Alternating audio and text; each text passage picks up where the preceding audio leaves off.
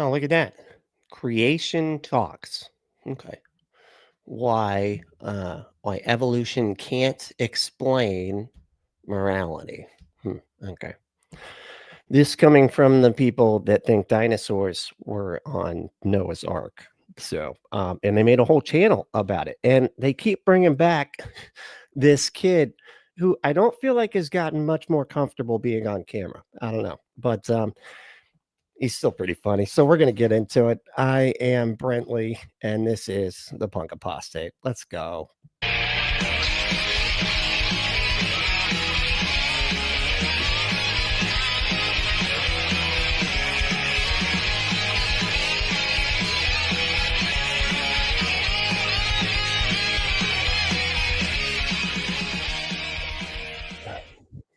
So like I said, this is that Creation Talk channel. They boy, they make some entertaining stuff. Now this one is it's the very uncomfortable guy from the last time that we watched it, and he is talking to some other guy who I think still agrees with them, but is pretending not to, or it's maybe just like playing devil's advocate. I don't know, whatever. He's like playing the atheist or something, or asking the questions the atheist would have. But like, here, let's get into it.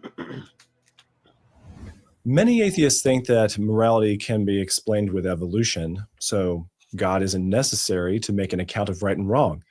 But are they mistaken? Wait, are you looking at me or him? Because I feel like you should be looking at. Oh, I think you're looking at. Are you addressing us? I don't know what's happening.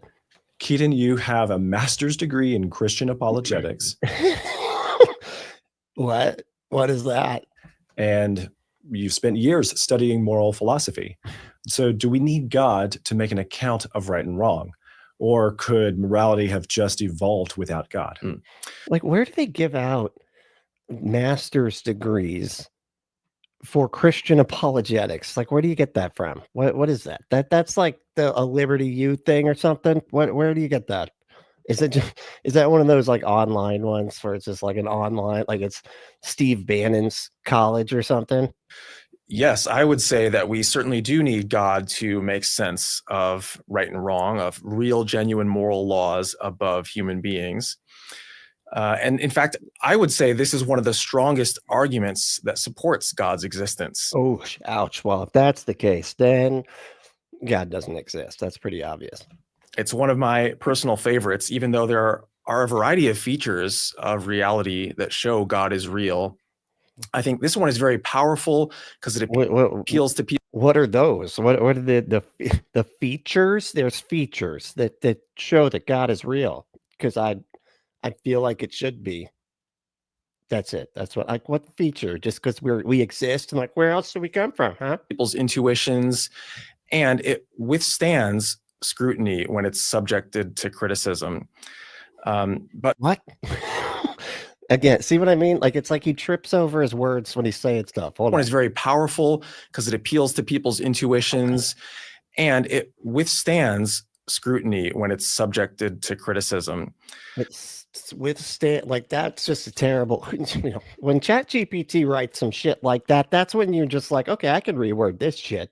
But by contrast, when atheists try to explain morality without God and saying it just evolved, no, I don't think that's a good explanation at all. Really, the guy, the host of Creation Talk, doesn't think that evolution, the thing he doesn't believe in, is a good explanation for morality. Crazy. What? But in order to show why that is the case, up front, it's really important that we just are clear on what we mean by morality. Oh, that's good. Because there's a certain type of morality that maybe, and while you're at it, you might want to demonstrate that the objective standard, and how you know it's an objective standard. All those things would be great. I would say atheists can account for, but real, genuine morality, if we define it properly, is something that evolution cannot explain. What is genuine morality? Whatever you think your God wants everybody to behave like, that's the genuine morality. Like what? Okay. So speaking of that real, even this guy didn't sound okay. Yeah. Okay.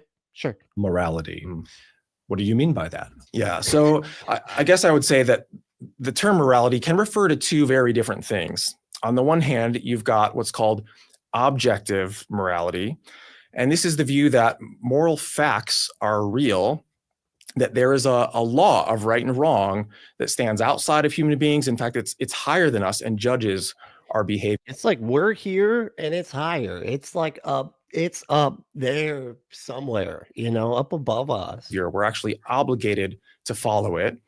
And to sort of Okay. illustrate what objective morality is like, think of the terrorists who flew airplanes into the skyscrapers on September 11. Excellent example. I'm glad that I'm glad that you picked something where people subjectively thought their God was telling them to do something that was heinous and horrific, and they thought they were doing God's will. Perfect example for your objective morality coming from God. In New York, in the US. To say that their actions were morally wrong, objectively, is to say that they were wrong, even though the terrorists who committed these deeds thought that what they were doing was morally good. And why is it they thought it hold on, they thought it was objectively good because their God is the God that created objective morality and is the basis for objective standards. So yeah, it's long but you're saying they're wrong? Then how are you any more right than they are? Imagine, for example, if the terrorists had been successful in converting the whole world to their ideology, or maybe killing off those who disagreed with them. If the whole world thought that it was okay, it still wouldn't make it okay, because according to objective morality, the moral truth of the matter is rooted in the act itself, not in the person making the moral claim. So it's not up to the subject, the person. It says there's a moral law that's higher. But it's up to the individual to determine if the action somebody else did was moral or not. It's still up to their opinion about whether or not somebody else's action was good or bad. I mean, it literally has good or bad in it, and yet we're supposed to say it's not. That's nobody outside. It's like of nobody's opinion. It is good or bad. How do you have good or bad things with that outside of opinion? It just doesn't make sense to me. Than any human being. By contrast, subjective morality says that moral rules are just invented by humans.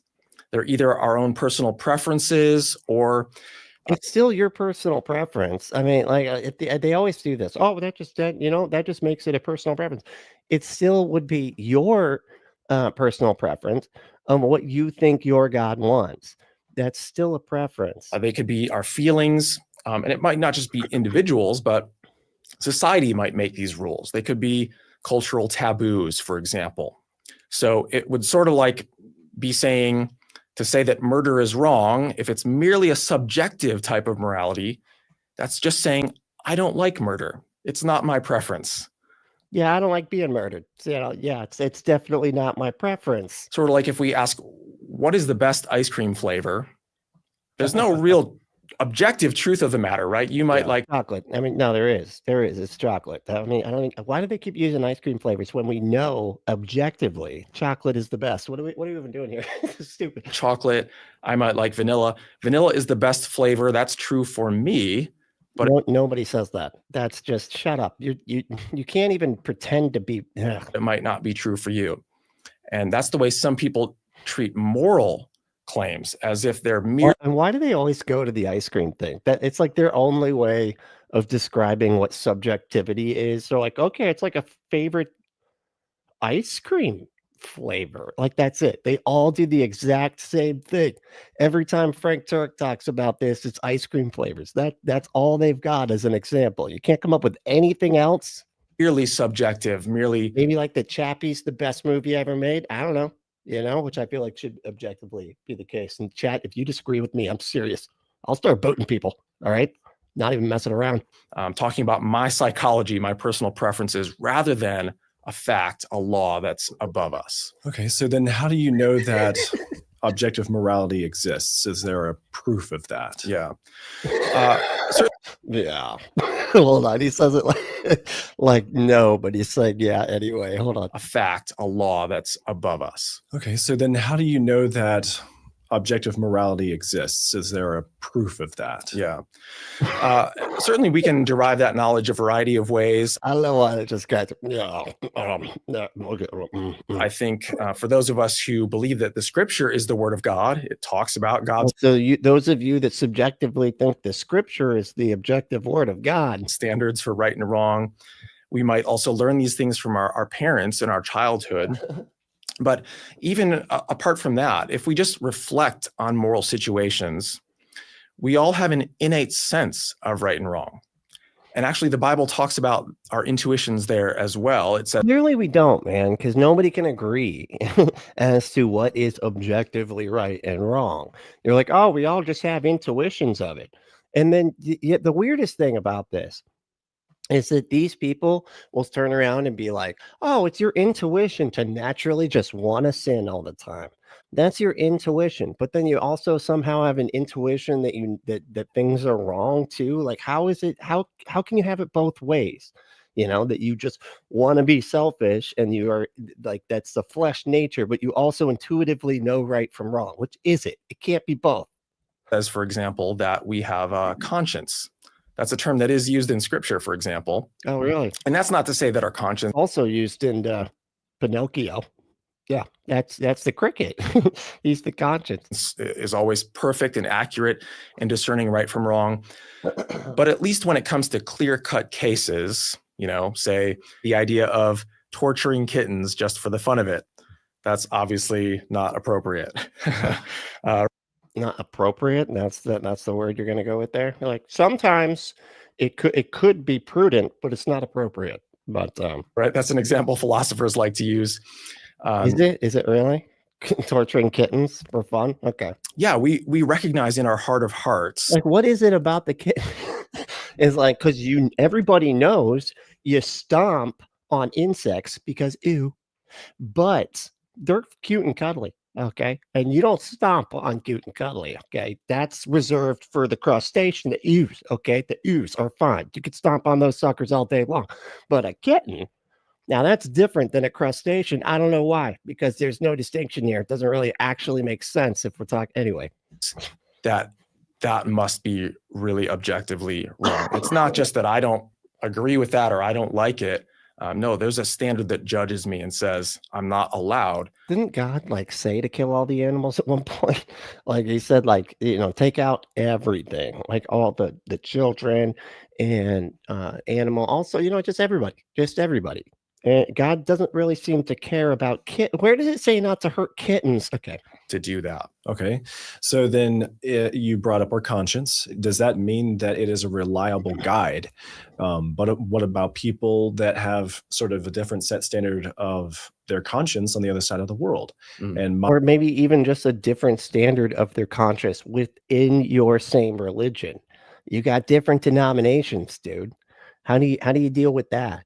You all constantly disagree with each other, even though you're literally getting your objective standard from the same place, and yet you all disagree about it.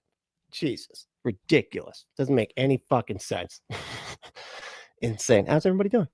Y'all feeling okay? Wow, 83 comments already. This is just crazy. Y'all are supposed to wait until. No, I'm just kidding. It's fine. All right, hold on. Jeez, that is a lot of. All right, and who is first? Who won? It flipped norm second. Are you trying to confuse me? You're trying to make me think something that's not true. You're like, I'm going to throw him way off. Even though I'm clearly first, I'm going to say second. He's not going to know what to do with it. He's going to be like, hold on, where's the first one? I don't even know what to do. No, you're just wrong. That's all. You're just wrong. But thanks for trying to mess with me. Not going to happen this time, buddy. Okay. Maybe next time. Not this time. All right. And Atomic Punk was second. What's going on? Atomic Punk was second. Not you. Flip normal. Let me know. Anyway, if you're not first, you're last. Sure, it's very absolutist, but okay. You can make up your own rules about first and last and second place and all that type of stuff. Hey, Rainbow, how you doing? You were third. Hell yeah. What's going on? What about third? Yeah, see, they got the right. They know where they're at. Trying to get everybody confused over here. Trying to make everybody think that Wolfo snuck in again and had a first place that, didn't appear in the comments, because that happens every so often. That's what they're really trying to do. I know it. PC, how you doing? Pragmatic Crystals here. How we doing? What's up? Oh yeah, Andrewzilla. Hey. What's going on? Ambush, what's up, man? Doing all right? It's good to see you. We got Jessica. Hey. I love your emoji there at the end. That's great. Good morning. Good morning. But I don't know. It's the afternoon for me, but I always forget this is an international kind of thing. So, it could be anytime. But let's see. Send the Muslims to meat process. Okay. Jesus Christ, what the hell's wrong with you? And then package the meat and sell it. Negotiate. Yeah, no, because that's weird. And like psycho, like what the hell's happening here? Jesus, my goodness. Okay. I'm not, I'm not a big fan of any religion, but I don't do that to people of any religion because that's insane and psychotic. Jeez Louise. Trying to get, is it a troll? Are you a troll, Jason? I feel like you might be a troll. I don't know. Yep. Think we got ourselves a troll. Where's BC at? Where there? I think they're on it. Like, geez, fucking crap. What the fuck is going on? Just repeating the psychotic thing. This is exactly why I need to start reading stuff before I click on it. Come on, man. Be better. What are you doing? Jesus Christ. Anyway, what else we got here? We've got SoCal Mikey. What's going on, dude? How you doing? It's good to see you. You did make it. You did. That's awesome. We got Baba. Hey, Baba. Said you're an expert on evolution. I'm not. No. But I mean, he's got a master's degree in evolution. It's fake. So, cool. I don't know. That's whatever. He's got a creationist degree, I'm sure. Jeez Louise. Insane. Kent, how we doing, man? Doing all right? Spooky. Wait, Spooky's here? Where's Spooky? No, you're not. I didn't see Spooky. Did I miss him? Maybe I did miss him. I don't know. Anyway. Sorry, Spooky, if I missed it. Anyway. Like objective ethics. Well, you made it into the exactly right live stream here. Morality can be determined objectively by looking at what is most beneficial for the natural world that we live in. Okay. Yeah. According to who? You? Huh? Mr. Objective over here? No, I'm just kidding. Okay. No, yeah, and I would agree with that to a degree. I mean, I think you can put things in objective terms, you know what I mean? And it's like, you can make it like a non-subjective evaluation of consequences of actions with respect to a specific goal, the goal being the best well-being for everybody. I think that's like it's kind of like the Sam Harris thing, right? With the moral landscape, right? Even though he doesn't follow his own book, but whatever. Kyle, how we doing, dude? Doing all right? It's good to see you, man. Oh yeah. Hey, Ryan, how's it going, Ryan? Hell yeah. See, I heard you bitches were looking for me. I was looking for you. I was wondering where you were at. Turns out you're right here. So it's cool. Now I'm not, I don't need to look for you anymore. Hey, Paige, how's it going? Doing all right? Brain Dead's debating geek style philosophical immorality and ethics. Yeah, I know. Hey, I just pick the stuff and then react to it. And I watch some of it ahead of time. So I'm really to blame here. I don't know why I'm acting like I don't have anything to do with it. Hey, I don't do anything except everything. That's what I do. All right, Tracy, how's it going? You did make it. All right, cool.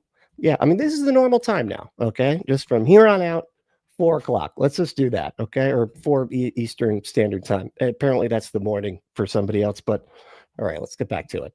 Here we go. Ready? My conscience doesn't align with their conscience. Yeah. Wouldn't that mean that we have proven we just have moral relativism?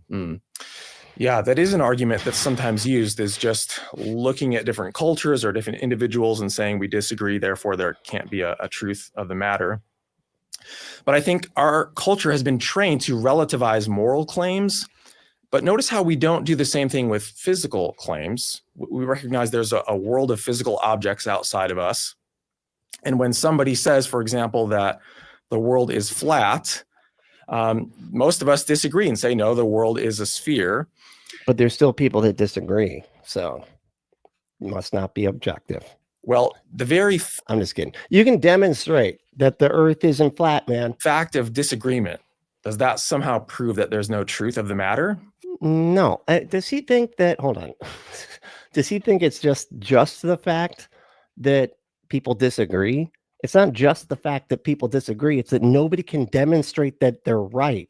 That's why I don't think there's any like, what do you call it? Moral facts, as it were, if you will, per se. No, of course not, because people can be wrong about the truth claims that they make, right? Yeah, like you're on the creation, you're literally on Creation Talk, the channel that says that, you know, dinosaurs were on Noah's Ark. I keep on having to repeat that, but I feel like it's important here. And so our tendency is to relativize moral truth claims in that regard, but actually the same logic applies, that just because there's disagreement doesn't mean nobody It's not just because of that. is right. People can be wrong in their moral claims.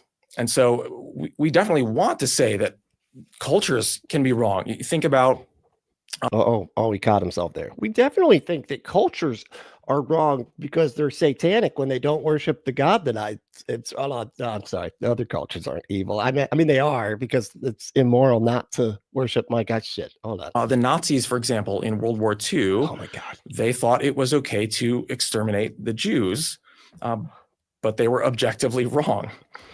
And a great illustration of this is They always go to the Nazis, man. What is up with that? And then they act like it's that was what the society wanted. And that's, you know, I always feel like I have to point out the Jews were part of the society, so that wasn't what the society thought. The Nazis were just the powerful people within that society. And as we have seen throughout history, powerful people seem to have a weird sense of morality. They kind of can't really figure it out for some reason. They always seem to have some like, well, as long as you're this kind of person, you don't matter type of shit that the rest of us don't really have. You know what I mean? But after World War II, when some of the Nazi leaders were rounded up and put on trial in Nuremberg, the defense attorneys said, our clients are being put on trial here not because they actually did anything wrong, because according to German law, it was okay what they did. But well, good thing we're not in Germany and we're not under Nazi law. So the prosecution attorneys said, no, even though your actions were consistent with German law, there is a higher law. wait, did they actually made laws that said that they could do that to Jewish people? Like there was, because I kind of was on, and you know, I could be mistaken on this. I have to look into this sort of thing. But I was under the impression that like a lot of what they were doing was secretive. Like most of your average German people at the time didn't actually know what was happening because they weren't putting it outright in front, right? Yeah, I mean, as far as I understand. But I didn't realize they were like, no, it's cool under German law. We're allowed to like unalive people and everything. Than any laws of any nation. There's got to be. Yeah. And so, right, if we want to affirm that view that what the Nazis did was evil, then we're affirming that morality is objective and it's not merely up to individuals or cultures. But why can't this be just explained with evolution instead of the moral relativism idea? Surely evolution can explain how morality evolved. And see how this guy, see how he like holds himself, you know, buddy? Maybe you could learn a thing or two, okay? See how he doesn't seem like he's super fucking uncomfortable and is like has something going on in his pants that he, you know, should have fixed before the cameras roll and he just didn't have time to. And now he's just can't focus on anything except for that damn thing in his pants. I don't know what would be in his pants, but don't evolutionists have an explanation for this? Yeah, they at least try to make that claim. But it turns out the evolutionary explanation for morality gives only a relativistic, subjective account of morality. Yeah, because that's all there is, man. Like have you even demonstrated that like morality is objective? Like, have you demonstrated what the objective standard is? Because you would need to do that. So notice how we've actually transitioned now. We started with the question, how do we know that there is objective morality? Does it exist? And we showed that, yes, it does, according to our intuitions. According to our intuitions, how? Like, what do you, that's proof? You're like, well, I would love it if what I think is right and wrong would be objective. And I love it if my subjective interpretation of my religion played a part in my, my knowing what is objective morality, for fuck's sake.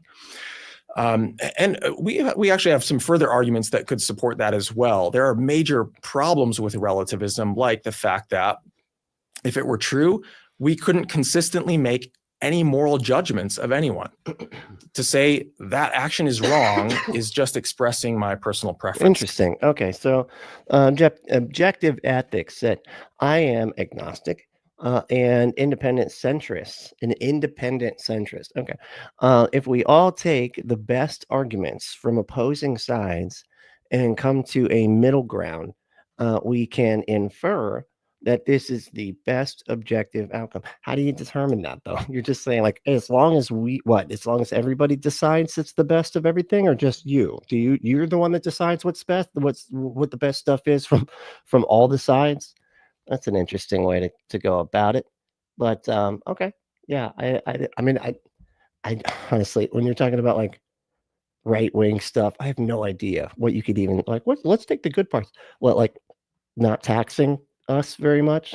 So what it is, like, because you don't want to be taxed on that house or whatever. Also, if relativism were true, cultures, we get rid of all the regulation we don't like and not the stuff that keeps planes from falling out of the sky. I don't know. Couldn't improve morally. To go from a society that embraced racism, for example, to a culture that treated all people as valuable human beings, equal in their value and their worth. According to relativism, that wouldn't be a moral improvement. It would just be an arbitrary change. Oh, see, this is like, hold on. So he's trying to make the case, and they do this a lot, and they use slavery as the example for some reason, which I don't think is a very good way to do this.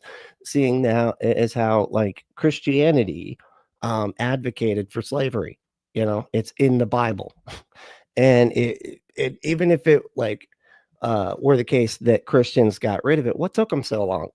Why did it take all like 2,000 years for them to be like, what, this owning other people is property thing? That's not good. You're saying that Christianity is the objective standard. So what the hell? How come we didn't know just to be like how to be good this entire time that your religion existed? You need an objective standard to say that the society is better off for having abandoned racism. Right. Now we're moving to the question of... And Christianity's, like I said, like it's like the basis of racism. Because like that first commandment is like, hey, don't have any other gods. Otherwise, you're immoral. You're violating the moral code by worshiping a God that's not mine, by being a culture that's not mine. You're immoral for being you. That's it. What best explains that objective morality that we can't possibly deny? And so the typical evolutionary explanation would be, well, you think about human beings, we're social creatures, social animals.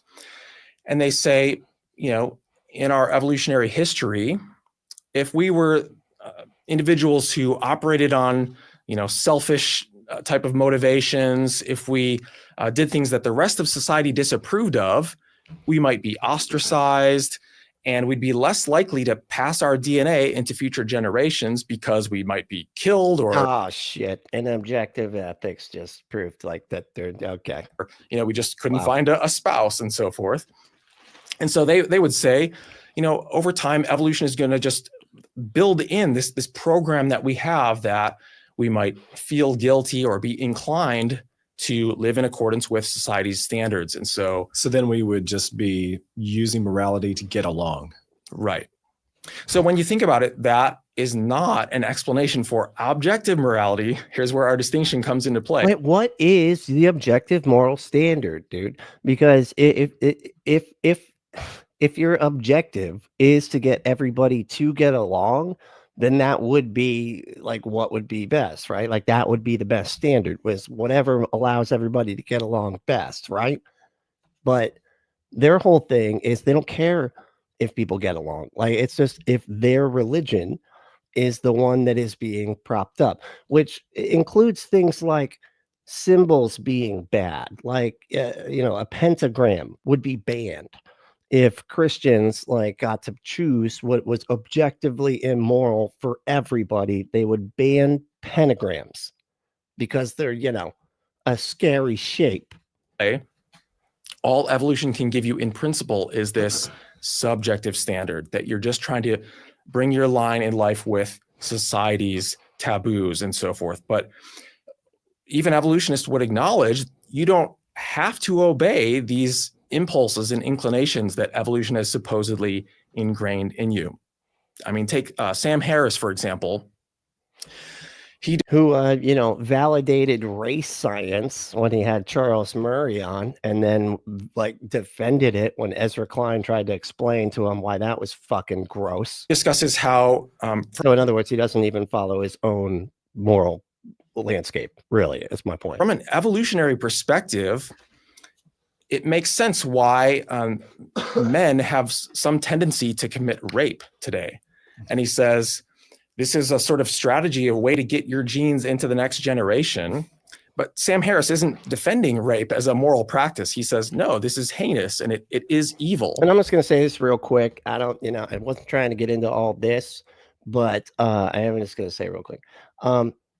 Why is it that we don't allow like testosterone and stuff to be taken by athletes and whatnot, if we act like that isn't something that dictates your muscle mass and bone density and everything? Why is it that we don't allow it? Because like the whole thing is like everybody knows that increases muscle size and all that type of stuff, right? Yet it's like they'll go, oh, but we can't have biological males. Well, if they've been on the right hormones for a right amount of time, it remains fair, because that's what determines your body.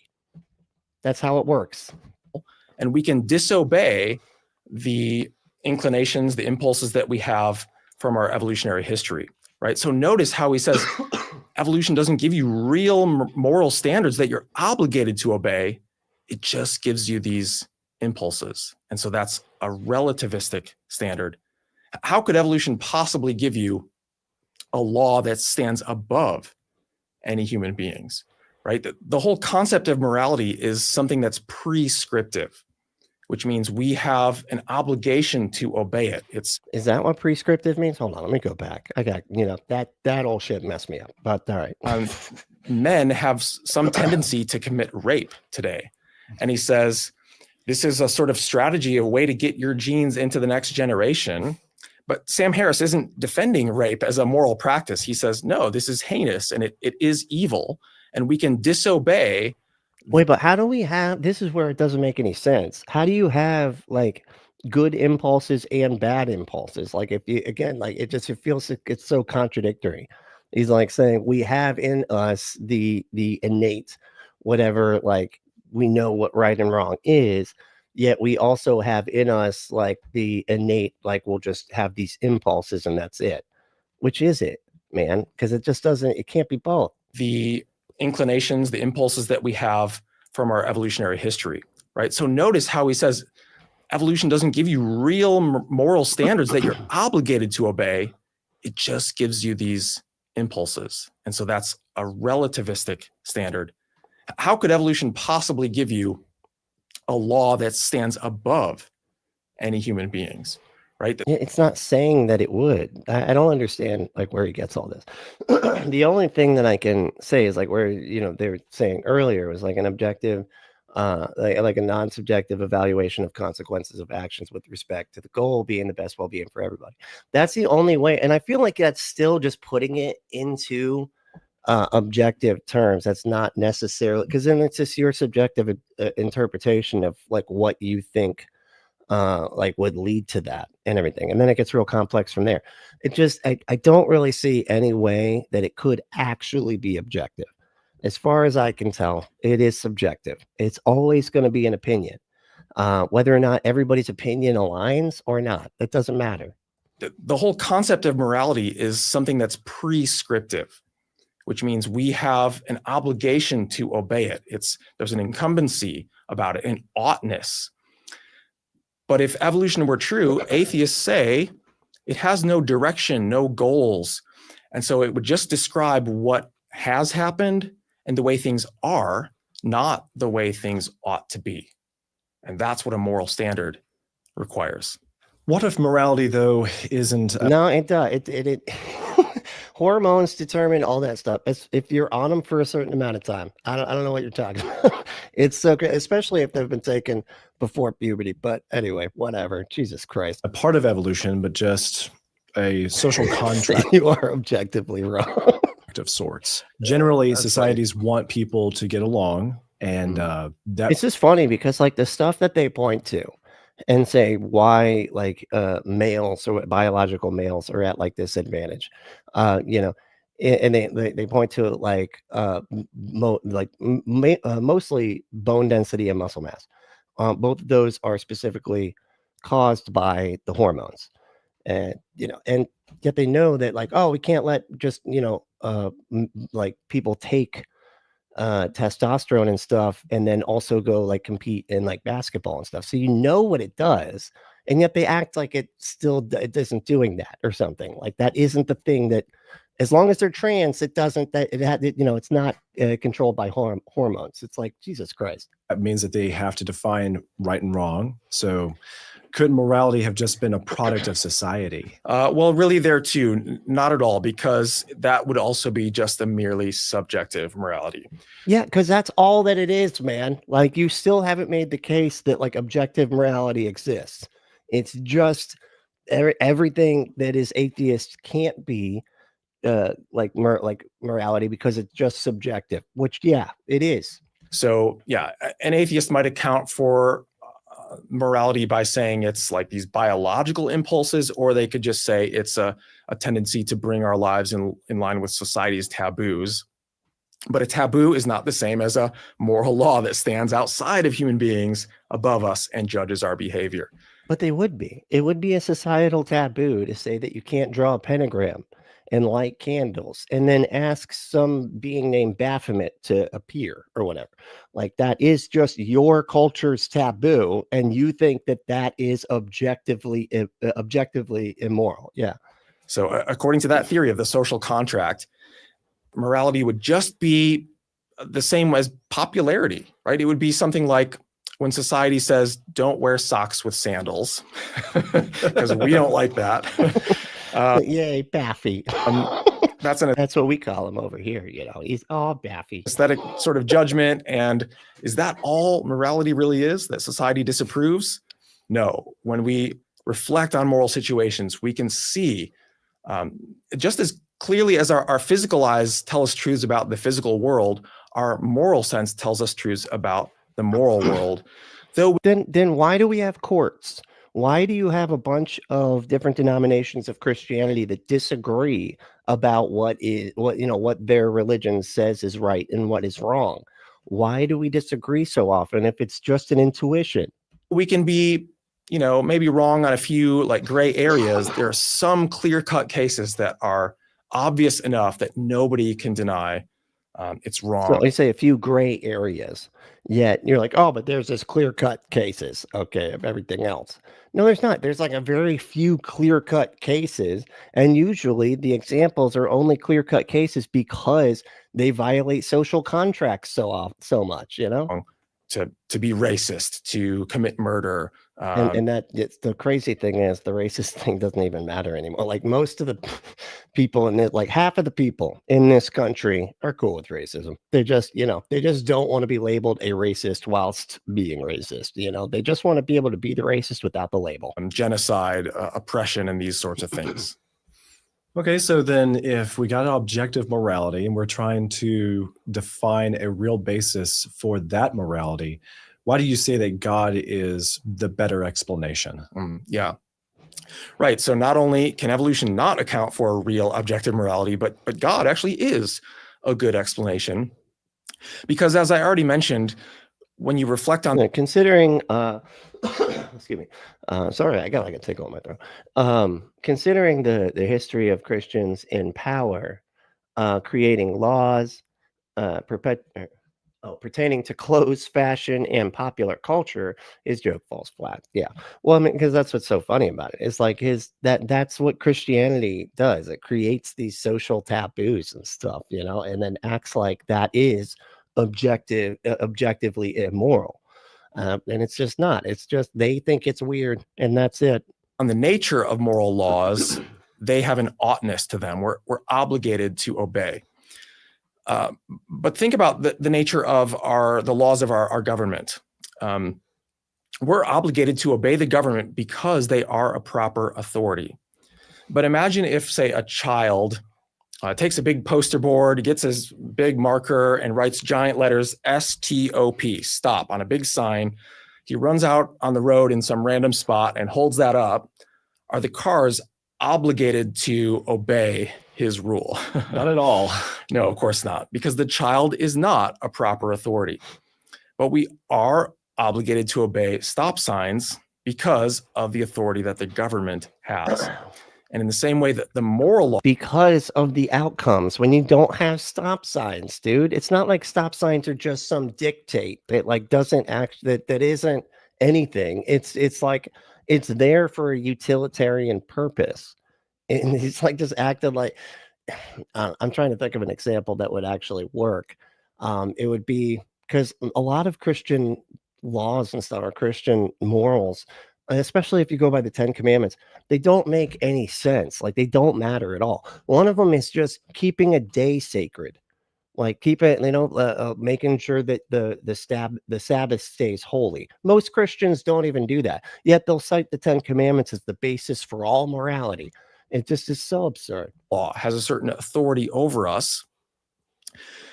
But when you reflect on that as well, it seems obvious that authorities are personal in nature. We're not obligated to obey an impersonal universe.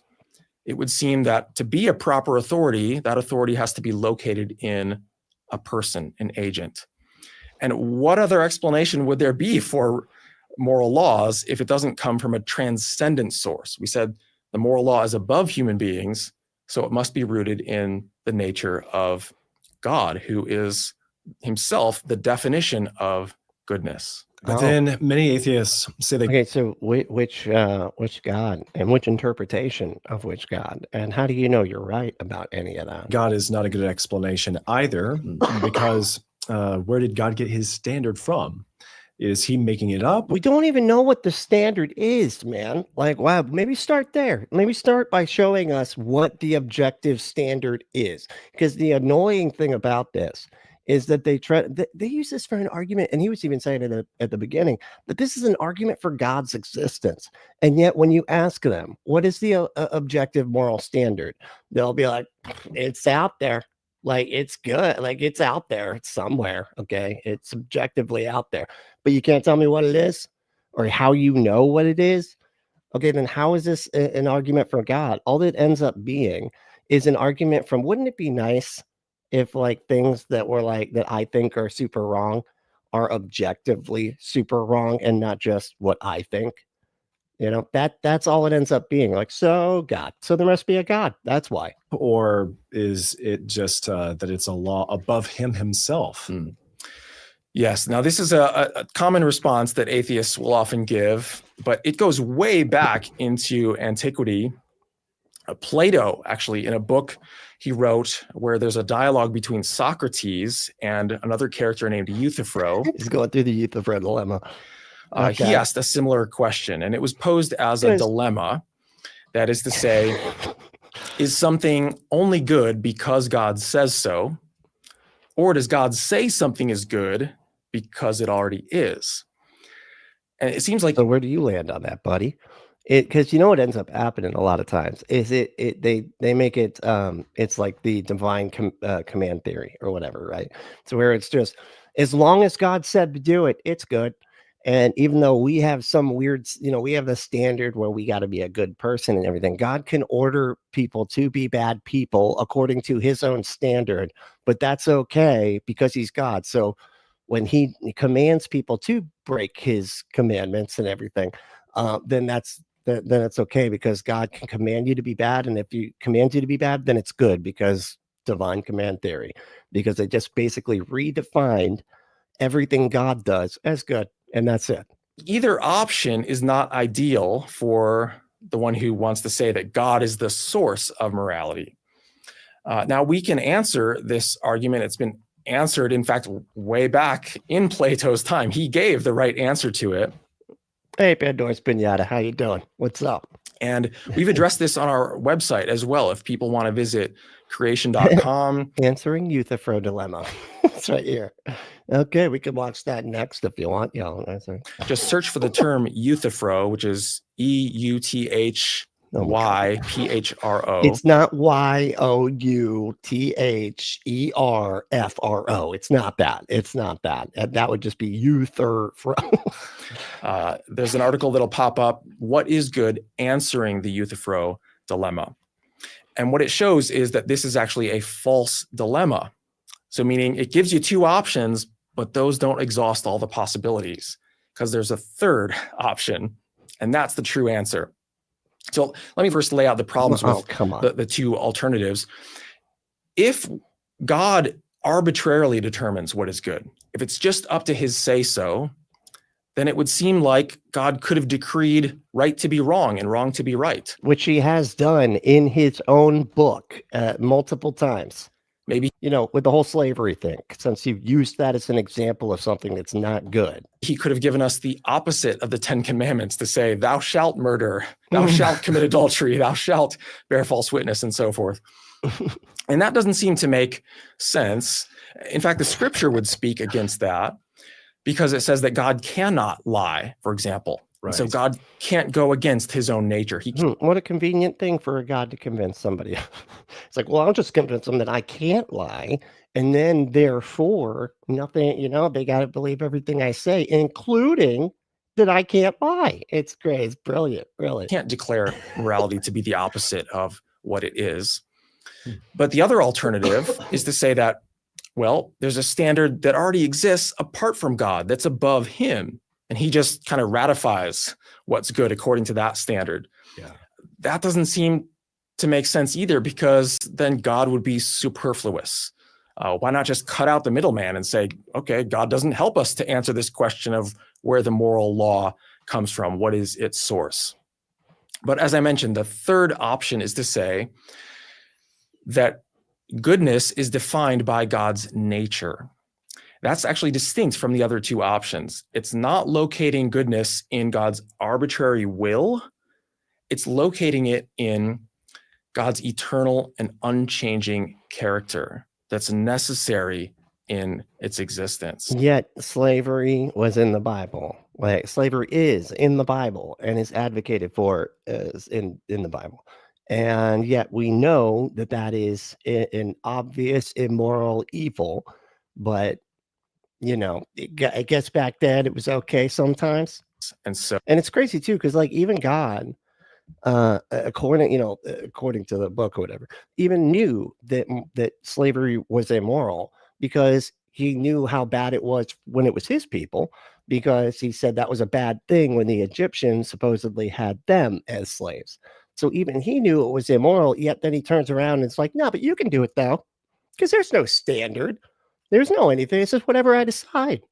And I guess if you're chosen people, you're allowed to do whatever. You get an exemption from like how to behave or whatever. You get to do special things to other people that nobody should be allowed to do to you. So God just is the definition of right and wrong, the definition of goodness from which we derive right and wrong, rather. Okay, yeah. But it's not as though morality could be utterly different than what it is. Okay, so we've got a good... Oh, Pandora, thank you. No, he said, doing good. Sorry, I missed your birthday stream. Oh, it's all right. Then how does it feel to start your fourth? God damn it. God, it better not be my fifth decade. Right? Oh, yeah. No, I'm 41. Yeah. Yeah. So that's 4 decades, right? Oh, no, 4 decades have... Oh, damn, you're right. Hold on. 4 decades have passed, and now I'm starting the God damn it. Why'd you have to word it like that? That is just, now I'm depressed. Now I'm not going to be able to focus at all because I'm starting in on a 5th decade. Holy shit. What's up, John? How you doing, man? It's good to see you. Basis for why there has to be a God to define the real objective morality. But this also raises the question, what about... Thank you, SoCal Mikey. I get it. No, yeah, I got it. I figured it out on stream. Thanks. But no, repeat it. That's great. ...out the real presence of evil and wrongdoing. Perhaps there's more than one type of God. There's that fundamental good God, and then there's another innately evil... Jasper, what's going on, dude? And High Tension Wire. How are you? Doing all right? Evil one. And are these two equal eternal beings in a war with a cosmic battle of right and wrong or something like that? Yeah, I guess I could see that. You might say, yeah, if we need a good God to explain the existence of goodness, do we need an evil God to explain the existence of badness? Yeah, this pops up in entertainment and story. Yeah, the devil is the evil God that explains all badness. Stories, fantasy, science fiction all the time. It's funny too, because you can almost kind of see, like when you just look out at the world, you can like see, and it's just all based on our like humanity. I mean, like our subjective interpretation of reality, which it's awesome. It has a lot of awesome stuff. You know, it's like the sunset and everything. And most people would look at that and be like, hey, that's so pretty or whatever, even though I really think it's funny if there was some guy that's like, what is that fucking cotton candy? Be a normal sky. It's pink. No. You're supposed to be blue. You fucking dumb shit. I hate sunset, you know, but apart from that, just being funny, there's a lot of beautiful stuff in society, like in the world and everything, right? But there's also a lot of like gross stuff, right? Like we were talking about the roaches and other crustaceans, and spiders specifically are terrifying. I don't know what they're even doing here. Why do they exist? It's snakes. That's another one. Snakes don't bother me as much, but they bother a lot of people. And it probably is, you know, due to like an advantageous sort of evolutionary biological thing that kind of stuck. Anyway, but what was my point? Oh yeah. And so like we're looking at both good and bad things in reality in our on earth or whatever, and then we're trying to describe them, and Christianity was like, I got it. Everything used to be perfect, and then sin fucked it up, and it's like that's where all the bad stuff came from. That's why it's both awesome and awful. Isn't that crazy? Like we got an explanation for all of it. It's like, okay, but or you know, it could just be a unguided process where we're subjectively interpreting what we see as both awesome and awful. I don't know, and everything in between. Yeah, but I think Christian theologians and philosophers down through the ages have given solid Deep state. How we doing? What's going on, dude? Doing all right? answers to that challenge as well. And I think of Right. C.S. Lewis, Right. for example, who himself was We're all right. an atheist years ago because he said that the problem of evil is something that shows that God is not real. But he later came to realize the very existence of Wait, what? What did he say? and philosophers down through the ages have given solid answers to that challenge as well. And I think of C.S. Lewis, for example, who himself was an atheist years ago because he said that the problem of evil is something that shows that God is not real. But he later came to realize the very existence of evil shows that there must be a standard of right and wrong. Where does he get this standard if God does not exist? And something he Why do you need a standard if it when it comes to like pain and harm? You don't need to necessarily have some standard. It just is so absurd. You don't need that. It just doesn't make any sense.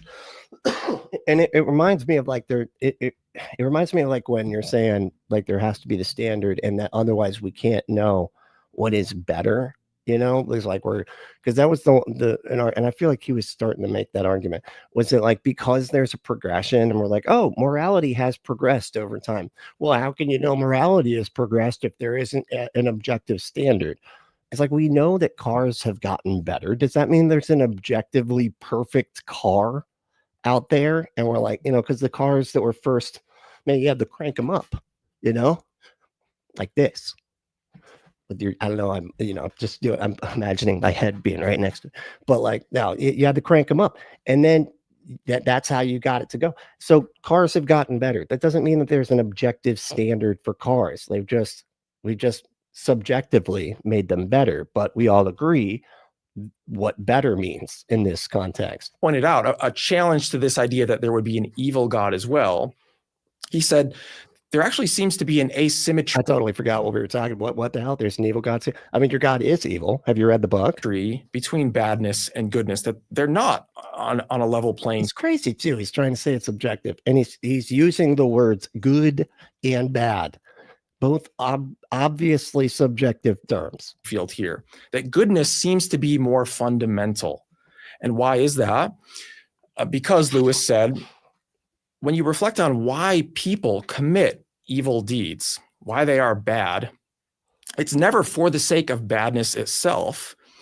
Badness is always an attempt to do something that the person perceives as good, but they're going about it in the wrong way. And so it's a sort of a corruption of goodness, right? They're trying to achieve something good, not being bad for its own sake.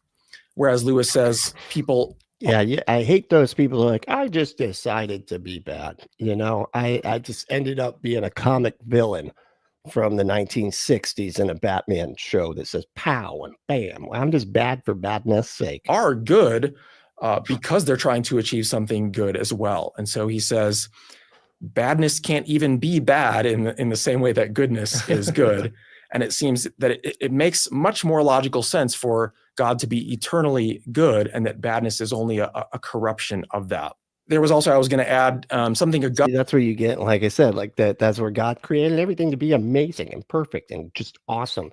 And then she ate that damn apple. Augustine said, and many other theologians as well, they pointed out that evil doesn't seem to be sort of a thing in itself, even though it has existence.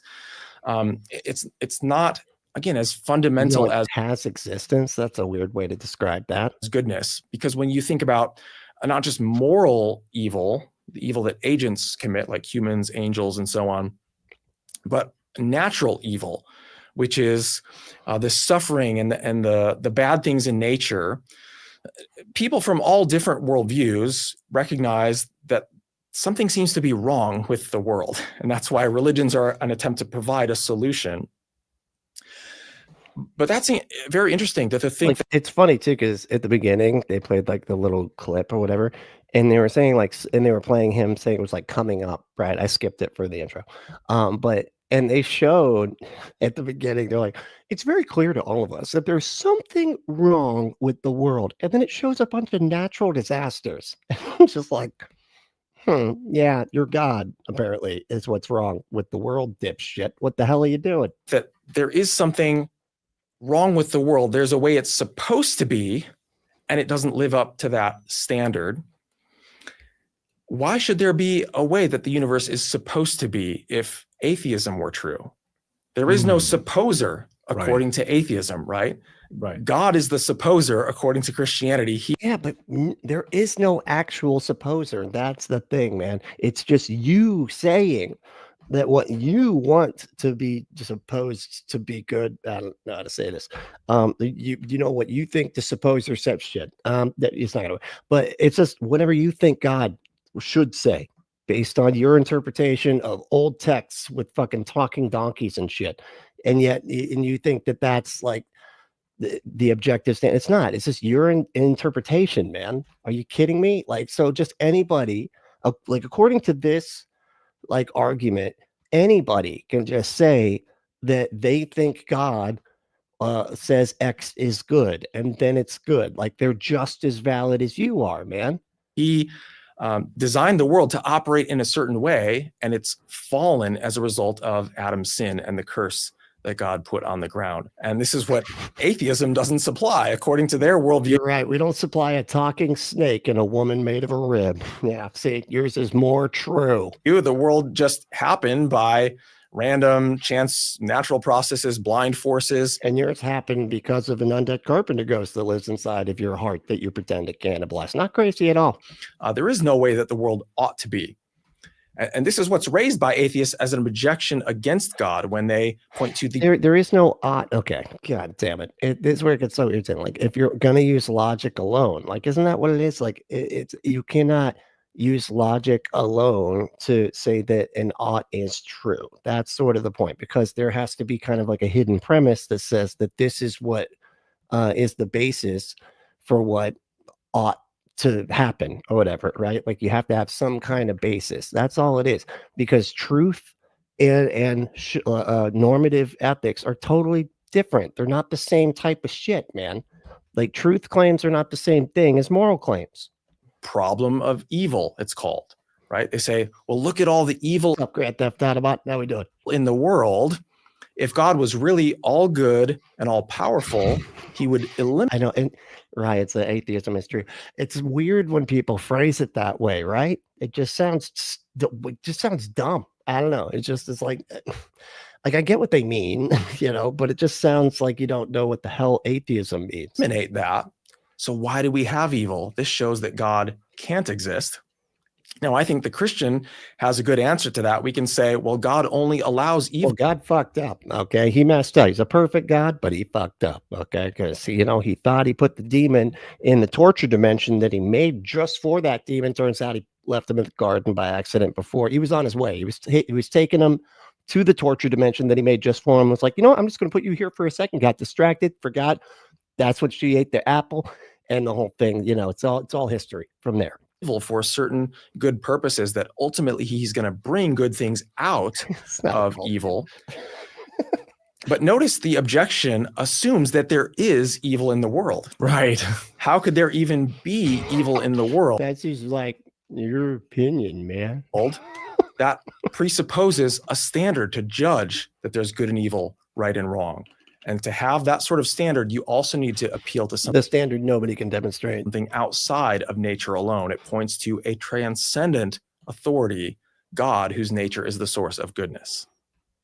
So it's almost as though evil itself is a good way to prove that there is a God that exists. We don't even have to just make a good. So it turns out that evil proves God. Wow, man, you are good. You are good. How did you make the problem of evil the proof of evil? That was awesome. That was awesome. Turning a problem into a proof over here, man. Wow, big brain on this guy. Case for goodness, but also evil itself points to the fact that there has to be a good eternal being too. Yeah, that's right. The problem of evil is often thrown out against theists to say that it's good evidence God does not exist, but actually it's much more powerful evidence that God does exist. Right.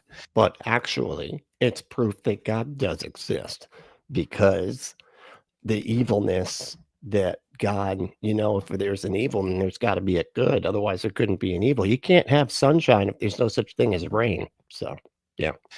Okay, well, speaking of atheists and evolutionists. I know we're right here. We're right here. You can talk about us. That's okay. Are we saying that atheists cannot be good because they don't believe in God? Yeah, that is exactly what you're saying. That's an important question to raise, because this is a common understanding that atheists often have when we present the moral argument for God. But I mean, the crazy thing is that they're like, oh no, atheists can do good stuff, but their definition of good is just whatever they think their God wants people to behave like. So like, and we are evil as atheists simply for not being convinced of a thing. Just because we're like, yeah, that doesn't make sense to me. Evil. I'm evil. Yeah, I can do something right, I guess. But I mean, I don't know. But my just existence is evil to them, just because, because that literally sends you to hell. If I just asked for forgiveness, I could do any evil thing and then ask for forgiveness, except for not be convinced he's real. They'll often become indignant and say, are you saying that just because I don't believe in God, I can't be a good neighbor? I am indignant, actually. Thank you for putting that word on it. I was looking for a word, and I'm indignant. That's right. And no, I'm not talk to the fucking manager, dude. saying that. I think that atheists can prefer. Who is your God's manager? Okay, get him out here. No, not you, God. I don't want to talk to you. Where's your manager, buddy? Perform moral actions. They can, because they also have a conscience according to scripture, or Romans chapter 2 talks about the moral law written on the hearts of Gentiles. And Romans chapter 9 says that God creates people just to go to hell. Yeah, I don't know why that doesn't really have anything to do with. That's just an interesting kind of factoid. You know what I mean? who don't have the written scriptures like the Jews did. Yes, all of us innately They're Jewish people, man. Okay, I don't know why it bothers me when people call them Jews. have this sense of right and Jewish people. All right, they're people. wrong. We can both recognize it, and we can live to some extent according to it. So I'm not saying that atheists can't be good, that a belief in God is necessary to be good. Rather, my point is that God is necessary to be good. That God has to really exist regardless of what atheists believe about him. The question is not about the knowledge an atheist has. What makes something good, dude? Like, what is it? It's just that your God says so, that something is good. What makes something good? I'm just so curious about that, because they say there's some kind of standard, but like there is no standard. There's just, whatever they think their God likes, and it could be all over the place. There's no basis like, oh, you shouldn't hurt people, because there's times when they think they're justified to hurt people, as long as they think the people that they're hurting are evil or whatever. So it's not that, As it's about whether God actually exists. And so I would say, yes, atheists can be good in a certain sense. They can perform what everyone would recognize as morally good actions, loving their neighbor and so on. But the only reason they can be good is because they're wrong in their atheism. Oh, that's why. So we're only able to be good because of how wrong we are. Well, that makes perfect sense. Exists, and that's what is necessary to have a moral law, an objective moral law above humans. Yeah, and you made it all make sense. Holy shit. Wow. So then, in conclusion, why does it matter that God is the source of morality? Yeah, if you can't demonstrate like what is an objective standard. Well, I think we've seen that by reflecting on this realm of moral values and duties that we all intuitively apprehend, that it suggests that there is an objective standard for right and wrong, and it points to a moral law that's above human beings. And the only logical source for that moral law is in the moral lawgiver. And so this shows it's a powerful argument that God really exists. And it's so damn circular. It's like, it's one of those things like a God exists because what I think is right has to actually be right. Otherwise, it's not objectively right. Therefore, my God exists. That's so fucking circular, dude. Like, what the hell is happening? And notice it also tells us a number of things about the nature of this God, right? We were sort of reasoning apart from the scriptures here explicitly, but we've seen that this argument is in agreement with what the Bible says about God in terms of he is an eternal being whose nature is to be good. And so if his nature is to be good, then wouldn't he be, okay, never mind. I was going to say like the Euthyphro dilemma thing. If his nature is to be good, then wouldn't it be that like there is a good standard that he happens to be doing, or that he happens to be a part of, right? Wouldn't that be part of it? Sounds like they're like changing, like they're trying to say it's a false dilemma or a false dichotomy or whatever, but it's like it's not. You're just sidestepping the issue and saying one thing and then acting like it's not that. But it's weird because again, you got like slavery and stuff in the Bible, so there is objective evil even according to the God, seeing as how he didn't like when his people were owned by other people, and yet when he does it, it's not bad. None of this makes sense. He's a moral lawgiver that gives us commandments, right? That y'all ignore these days, because you don't keep any days holy. Come on. His moral laws are what gives us the obligations that we all have. It's like one of the moral laws too in the Ten Commandments is don't say God's name. Don't say his name in vain. That's one of the moral laws. What the hell does that matter? Jesus, like when you look at the Ten Commandments, like 3 of them matter. 3 of, I guess if you say like don't cheat or whatever, right? Isn't one of them don't cheat on your wife? But even that one, you could cheat on your wife as long as your wife's cool with it. And she's like, yeah, you could cheat. I cheat. We're all just going to do it. We're swingers, whatever. Like, then it's not immoral, because the immoral part is not the act of having sex with somebody else. It's lying to the person that you love that thinks that you're only having sex with them, right? And so, number one, it points to the reality of God and tells us something about his nature.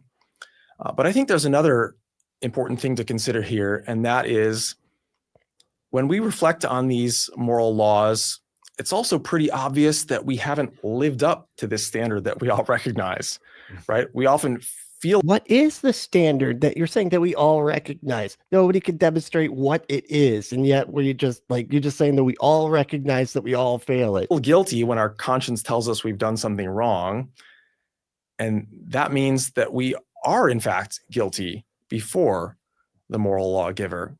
And I don't know if I'm like, there's times where like I stopped talking to a friend of mine who was gay because they were gay, and I felt bad about that, but that was what the God supposedly wanted me to do. So does that mean that that's objectively immoral to like be against people being gay? so that points to a problem that is in need of a solution. And it turns out the Bible explains what that solution is. No shit. It tells us that Jesus came into this world, became a man to die on the cross to pay for our sins. That's the term that the Bible uses for our disobedience to these moral laws, right? That we're sinners, and it means that we're in need of a savior. Because Completely insane. Like none of that makes any sense. Like, oh, and then that means that he had to sacrifice himself because blood magic, you gotta get that blood and guts and everything. And that makes you not bad, even if you are bad, as long as you say you're sorry and accept the self-sacrificing wizard into your heart. That's not making it better. Like none of this makes sense. we can't be good enough to live up to God's standard, but nevertheless, he made a way for us to be forgiven. So thinking through all of the argument you've made today and how we would actually have a conversation with an atheist. Do they still make Scooby snacks? I don't know. Do they? I didn't even know they made those. I would eat them though. I bet you they'd be good. I mean, unless they're just for dogs. Are they just for dogs? Is it just a doggy treat? Because that would make sense too, except that Shaggy ate them. Was Shaggy always eating dog treats? Is that what was happening the whole time? Because I feel like that's weird. I mean, I know they were always hungry because they were clearly stoned all the time. But hey, said morality is objective only in hell. That was Michael. How's it going, Michael? Doing all right? Good. All right. Guest, maybe somebody we know, a friend or a family member, or who knows, another student in school. Hey, AJ, how's it going? What are you doing here? Hey. School. How would you say that you have seen the ability to use these arguments in conversations with skeptics and unbelievers and atheists? Can you think of an example where people have sex with toys? Well, I can. Thanks to Drusilla there. Thank you. I appreciate that. I totally forgot that I got to be doing, I got to do ads and stuff. But sometimes people have sex with toys, and you can get those toys from adamandeve.com.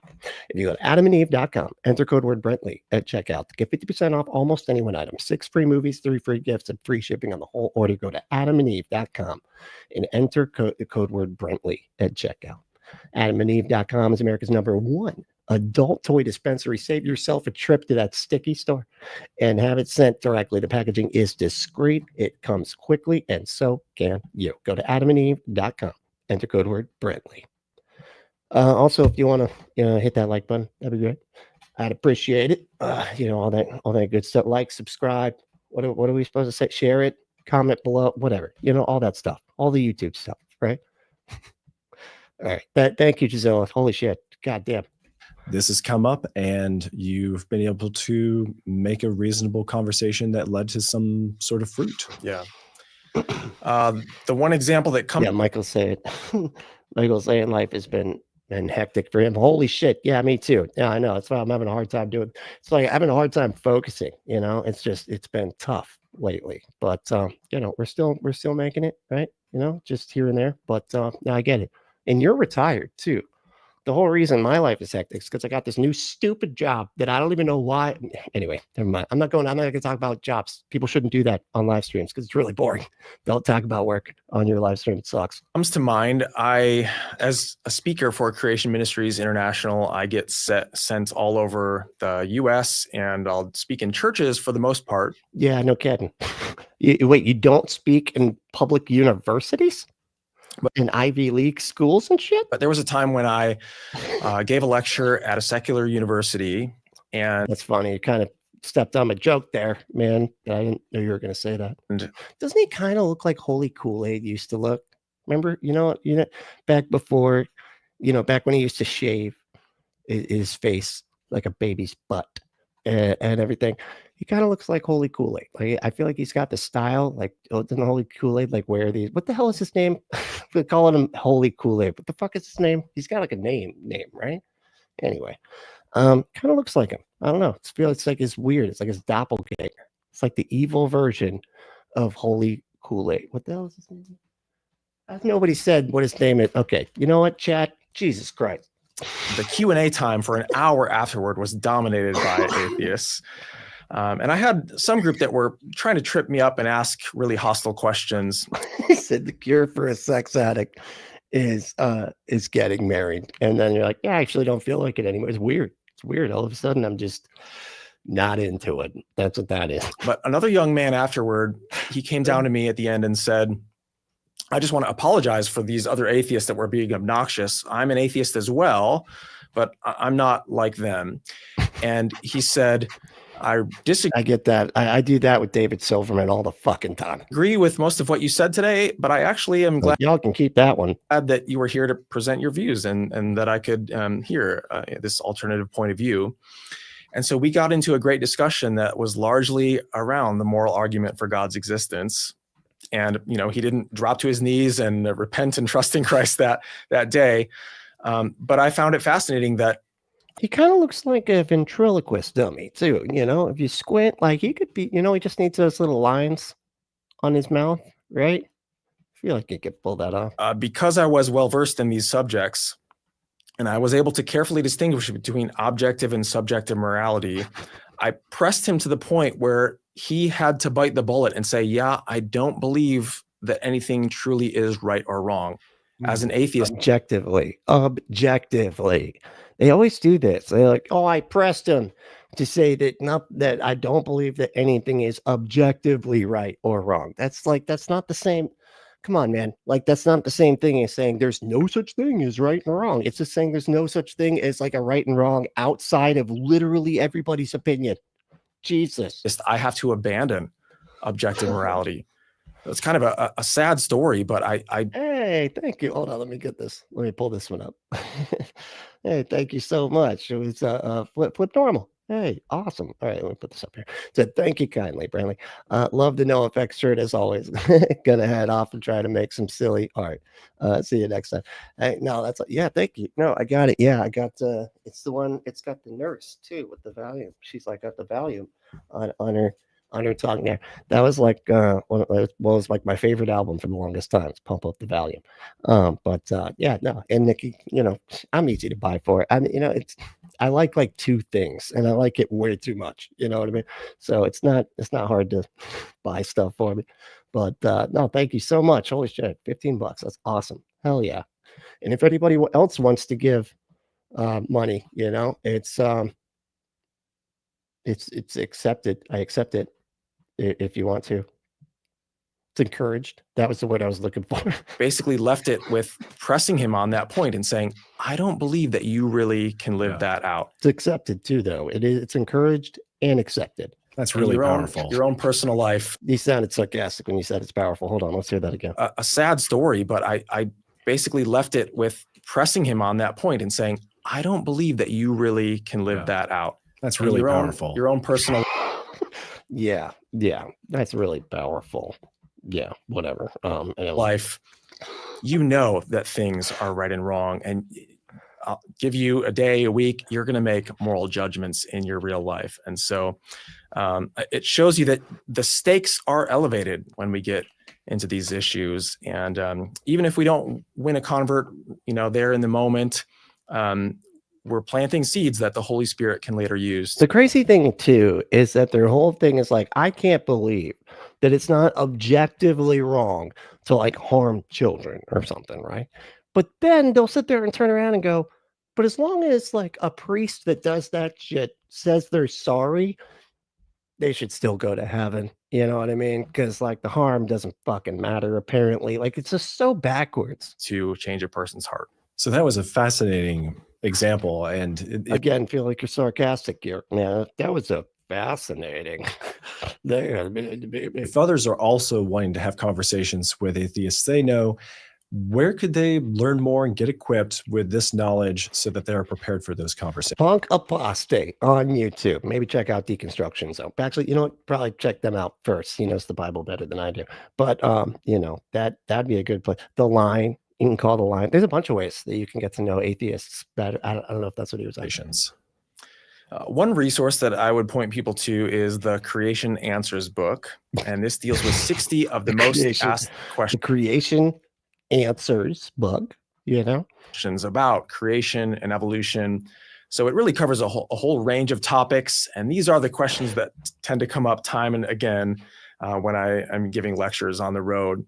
But chapter 1 of that book is on the existence of God, and it gives some basic evidences and arguments for God's existence. And these would be great for people to review. If you know this discussion is just review them. Review the thing that you already believe, but then look at reasons for believing what you already believe that sound like they're reasonable, and then you can say that shit even though you just believe it because you already believed it. But anyway, it's been pretty philosophical, and you might need to be exposed to something more than once in order to really grasp it deeply, to equip yourself to have conversations with others. And if you want to be exposed to sex toy, that didn't really work. I don't know, I was going with the word exposed there, but I feel like it didn't really track. Go to adamandeve.com. Enter that code word. I'm going to have to smash in like 17 of these now. I went a whole hour without a single ad, and I got a quota. Okay. I got a quota. Just kidding. I don't really have a quota, but, you know, I'll just shove in a bunch of Adam and Eve ads. And if you want something shoved in you, go to Adam and Eve. Oh, see how I did there? Okay. Sorry. I'm having too much fun. All right, let's move on. Others. Excellent. So if you want to get a hold of the Creation Answers book, we will provide a link in the description with this video where you can get a hold of the ebook. Okay. Then you can't get a hold of it. You can just come on, use a different word. All right. The other video I wanted to look at is, all right, it was this one. Damn, where'd it go? I watched way too much shit this morning. Wait. No. It's okay. So where was I at? It was like that one guy that looks like a perpetual child. McDowell. Yeah, McDowell.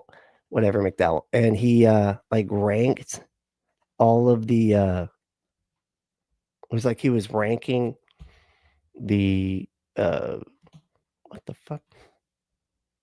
Where'd it go? All of the best arguments for God from like other people. So like he went around and asked everybody what their arguments for God was, and then like said which ones like had the most and stuff. So I'm just like curious as to like that whole thing. Hold on, where the hell is it?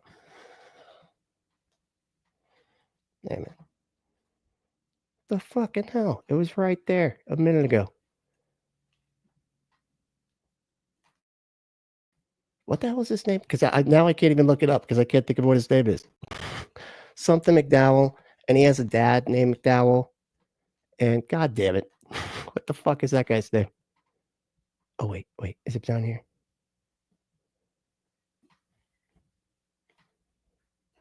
Oh my god, wait, my favorite atheist. No, that's not it. What the hell is his name? Who's anyway? No, does anybody know his name? God damn it. I can't think of his name. It's like, I want to say Anthony McDowell. That's not right. Andy McDowell? No. Oh my God. Did I miss it? How did I get in there? That's fucking weird. I don't remember watching that. For fuck's sake. What is it? McDowell.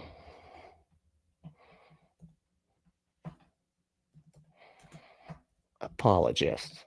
We'll do that. Apologize. Sean McDowell. Is that Sean McDowell?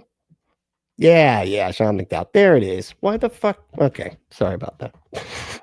And I had the Bible one. teacher, YouTuber, 100 leading. Whoa, that's weird. The audio seems all funky. But all right, here we go. Let me turn it up. I don't know how it disappeared. I clearly watched it. It was like halfway through. Okay, whatever. Christian apologists what they think is the best argument for the existence of God.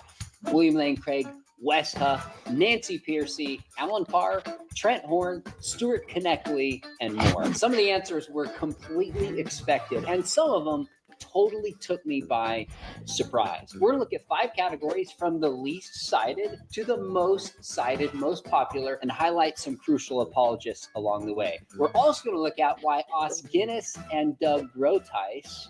Guy's name is Os. You can't be named Os. That's not allowed. Wouldn't answer my question. Was that short for like Aussie? Aussie? Let's start with the smallest category, which I No, that'd be Oz, which is actually arguably a cooler name. Oz. Yeah, it's pretty good. dubbed existential. These are kind of personal encounters or experiences with God. So, for example, this is one that surprised me. The great John Lennox said a transformed life he considers the best evidence for the existence of God. So think about that. Oxford professor, science and philosophy and religious background, says a changed life is the most powerful piece of evidence for God. So are you kidding me? Like, you can't like change your life, and like, couldn't that, because I changed my life when I stopped being a Christian. Does that mean that atheism has to be true because I improved my life when I became an atheist? transform life, we mean somebody whose life is broken in some sense and then is transformed by Jesus. Of course, we see this in the Bible when the blind man in John says, all I know is I was blind. No, not Hoss. Oz. Hoss is good though, too. Oh boy, I like that guy in that show. Man, he was always getting everybody into trouble, you know what I mean? Blind, but now I see. It's someone's testimony or experience of transformation by God. The next category, I dubbed this one unique arguments. So these are arguments that 1 or 2 people held, and I kind of lumped them together. So J. Steve Miller, if you follow this channel, you'll recognize I've had him on a bunch of times to talk about near-death experiences. He's the only one that cited near-death experiences. Now, I think this is a huge growing field more apologists need to lead into, but he's done some amazing work on that. Trent Horn. What the field? Wait, field? What do you mean? Like the field of near-death experiences? That's a field? A Catholic apologist was the only one who said contingency. Now, this is a kind of causological argument, but it moves from the existence of contingent things like the universe that didn't have to exist as saying the best explanation for its existence is a necessary being. That doesn't necessarily get you to a God. I mean, and it doesn't even necessarily get you that. It's just like a necessary cause. Like you could just replace this with a necessary cause, and you'd be good to go. But I never understand that one. Like contingency seems to be like it's just a cosmological argument, right? Like it's just I don't know where everything came from, therefore God. Now, 2 people, Mary Jo Sharp and Ruslan KD, said the argument from Is he an apologist? Would you consider Ruslan an apologist? reason, and there's different versions Hold of on. this, is a necessary. Sorry, I'm interrupting too much. The argument from reason? What? That sounds like, why do you believe in God? Because reasons. yeah. Because reasons. Being. Now, 2 people, Mary Jo Sharp and Ruslan KD, said the argument from reason. And there's different versions of this that C.S. Lewis and Alvin Plantinga gave, but it's basically a move from the reliability of our cognitive faculties to understand truth in the world to the best explanation being not some naturalistic blind process, but that we were built to understand truth in a certain fashion. There's some other arguments, That's weird. Yeah. transcendental arguments. Transcendental. That's just the transcendental arguments. Okay. Which is just, you can't, come to conclusions logically without a magical logic giver. that makes your brain want to find logic. Because what's like, if evolution is true, why do you want to be logical? So there, conscious which is so funny because like when they believe in God, they want to not be logical on purpose, a lot and hard. and the argument from desire that people gave as well. Now, the third The argument from desire, I just want to think it, I really would love it if God were real. Yeah, that's it. category, this was given by The fuck is the argument from desire? I've never heard that. 15 apologists that I asked. And this is basically the evidence for Jesus. So this could be the life, the teachings, the impact, or the miracles of Jesus. They consider the best evidence for God. Now, this What? Are you serious? Like they don't have any of that. Like they barely have evidence that he existed at all. Wow. first one, let's say the least surprising thing in this entire study is, of course, Gary Habermas, who's probably studied the resurrection as much or more than anyone who's ever lived, said, drum roll, the resurrection. But What's up, Word Food? Did I say hi to you? I can't remember if I said hey yet or not. So I tried explaining that to an ID fella. Intelligent design. That's what ID stands for typically, right? An ID fellow the other day, and he was saying that the laws of physics were immutable, therefore God. He kept on about gravity, but gravity didn't exist for a while because no mass, etc. What? So wait, his whole argument was that the laws of physics are immutable, therefore God. Okay, sure, why not? Sometimes I feel like they're just like, that's cool, God. Like they think that like why they believe in God is just whatever you think is cool about the universe, and that's it. That equals God. Catholic apologist Stephanie Gray Connors and Stuart Conneckley What's also up, guy? How you doing, man? specifically said the resurrection. Now, interestingly enough, Hey, Kari. my father, Josh McDowell, was the only one who responded with fulfilled prophecy. Now, he's made a case for the scriptures and the resurrection, but fulfilled prophecy being the most compelling evidence for the existence of God. Starry Night does transcend beliefs, so therefore, Starry Night is God. I don't know what we're doing. Of course, there's a number of other wonderful apologists that point to Jesus. The next category is the moral argument. There's different versions of the moral argument, but it's basically a move from the existence of objective morality that we all know and see and expect others to follow to the best explanation being a moral law giver. So See, yeah, it literally is just a circular thing. It's just like, I would really like it if there was objective moral values, that everybody should behave the way that I think they should be behaving because of the objective moral code that I clearly recognize. And so that means that God had to make it, and that's why I believe in God. It's like, it's so like backwards. It's crazy. So the moral law points towards a moral law giver. So this is actually 23 people gave this. Now, this first one, no surprise, Wow. Paul Copan, who's That makes sense. 23 people are like, good and bad's real. God. been one of the most able and consistent defenders of the moral argument for God today, but also Wes Huff, Gavin Ortland, the one and only Greg Kokel. We've got a UK Wow, Wes Huff's was the moral argument. Okay. apologist in here, Justin Brierley, and Nate Sala also. Hey, that's the debate teacher guy right there. Doesn't really look like him because of the Hawaiian shirt and the mustache. I don't know, he's throwing me. Point towards the moral argument. The number one category, and you could probably know what it is by this point. 52 of the apologists I asked said, Okay, she said Wes Huff is funny. Yeah, he is a funny guy. Like he's a comedian or something. Oh boy, he's funny. He needs to go be in a sitcom. The Wes Huff Show. You know what I mean? That'd be pretty great. It's just like him as a, with the family, kids that nobody ever sees. Like it's always, Everybody Loves Raymond. Kids they're not even really there. It's more just about the mom just overstepping boundaries all the time and the wife not liking it. But with that Wes Huff, though, that'd be funny. creation. Now, some just said creation in general. Some said like the cosmological argument. I like that. Creation in general, just, the fact that stuff exists. God, it's got to be. Some said fine tuning, the origin of Holy life. shit. That accounts, the blue is what accounts for creation is this. It's like almost 50% of the people were like, stuff existing. The fact that reality's here. God, it's got to be God. But something about creation pointing towards a creator was the number one response. Creation refers to a bunch of different particular aspects of the universe that seemingly point towards God. So the Kalam cosmological argument points to the beginning of the universe, to there being a beginner. So whatever begins to exist.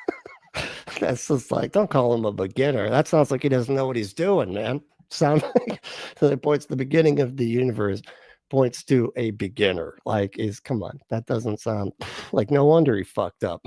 It's like, shit, man, I made a bunch of stuff, and then the angels are coming down and having sex with women, and then now they're having giants as children. We got to start this sucker. Hey, I'm just a beginner. Okay, don't get mad at me. All right, I'm just a beginner. This has a cause. The universe began to exist. Therefore, the universe has a cause. Fine tuning points towards certain laws of physics and the beginner God did complain a lot, right? It seems like he did. Cosmology that exist within You would get mad when just like when people would like pick up sticks on a Saturday. It's ridiculous. It's like, why is that guy just picking up sticks? Didn't I tell him I didn't want anybody picking up sticks on this? Wait to pick up sticks tomorrow, okay?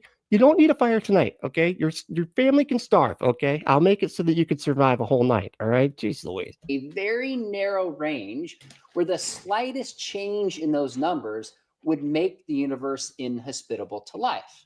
So the fine tuning seems best explained by a fine tuner. Others would be the origin of life, the amount of DNA you find. That one doesn't make any sense to me. What if it's just those are the parameters that would need to be for things to happen that way? It doesn't necessarily mean that something had to make it be that way. Like, how do they get from that to this? Like, I never understand that one. They're like, but why else would stuff need to be at a certain time? Well, because it needs to be at that certain level for things to happen. Like, what the fuck? It's almost like me saying, well, water boils at the boiling temperature, and that means that something had to decide that water boils at the boiling temperature. Why?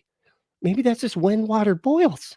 In a cell, the complexity of information points towards a mind or an author of life. Now, this What did first you say? one, The complexity of, hold on, what? Sorry. life, the amount of DNA you find in a cell, the complexity of information. Okay, the DNA, complexity of information. Okay.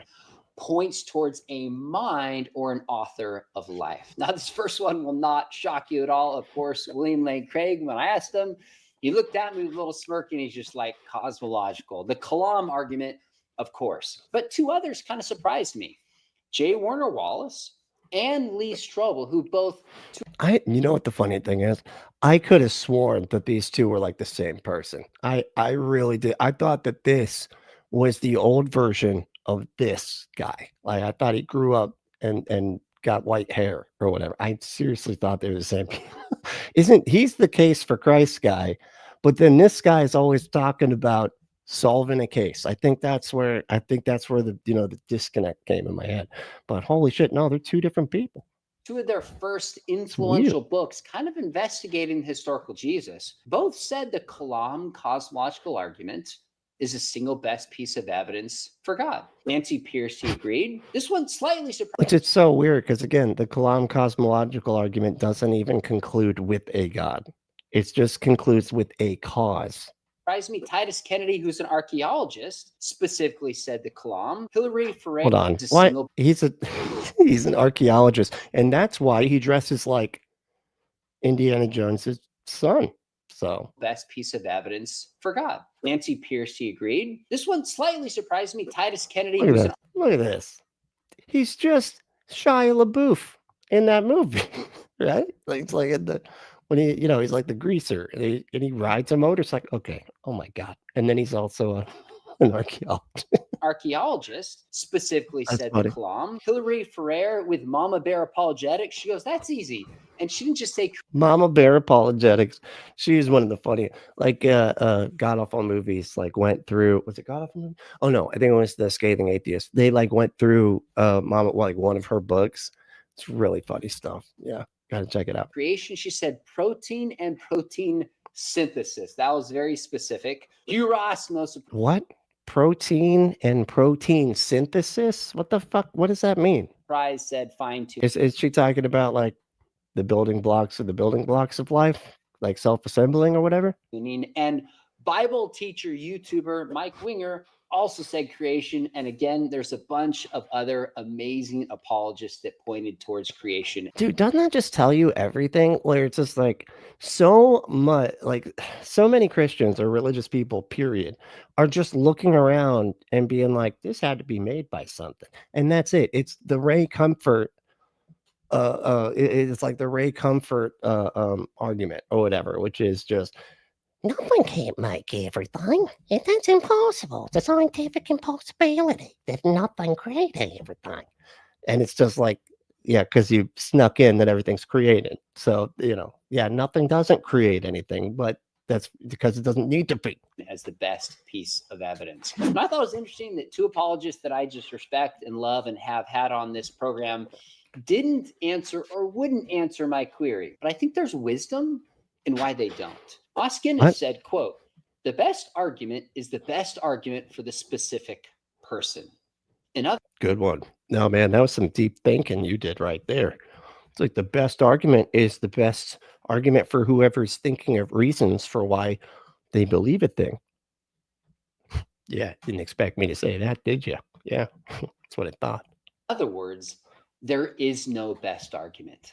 There's a lot of wisdom in that. I agree. Yeah, no, that's true. There is no bet. There's a lot of like bad arguments, not really a best. Instead of saying, here's what I think is the best, I'm going to force it on you, is finding what's interesting for a person and try to prevent something that might be compelling to them. Doug Groteis. Wait a second. He said instead of like, here's the best argument, and then trying to force it on you. What the hell are you talking? We're talking about each individual person and whether or not that's something is convincing to them. He basically was just saying he's not convinced that a God exists. He's just like, oh no, I'm not convinced of that.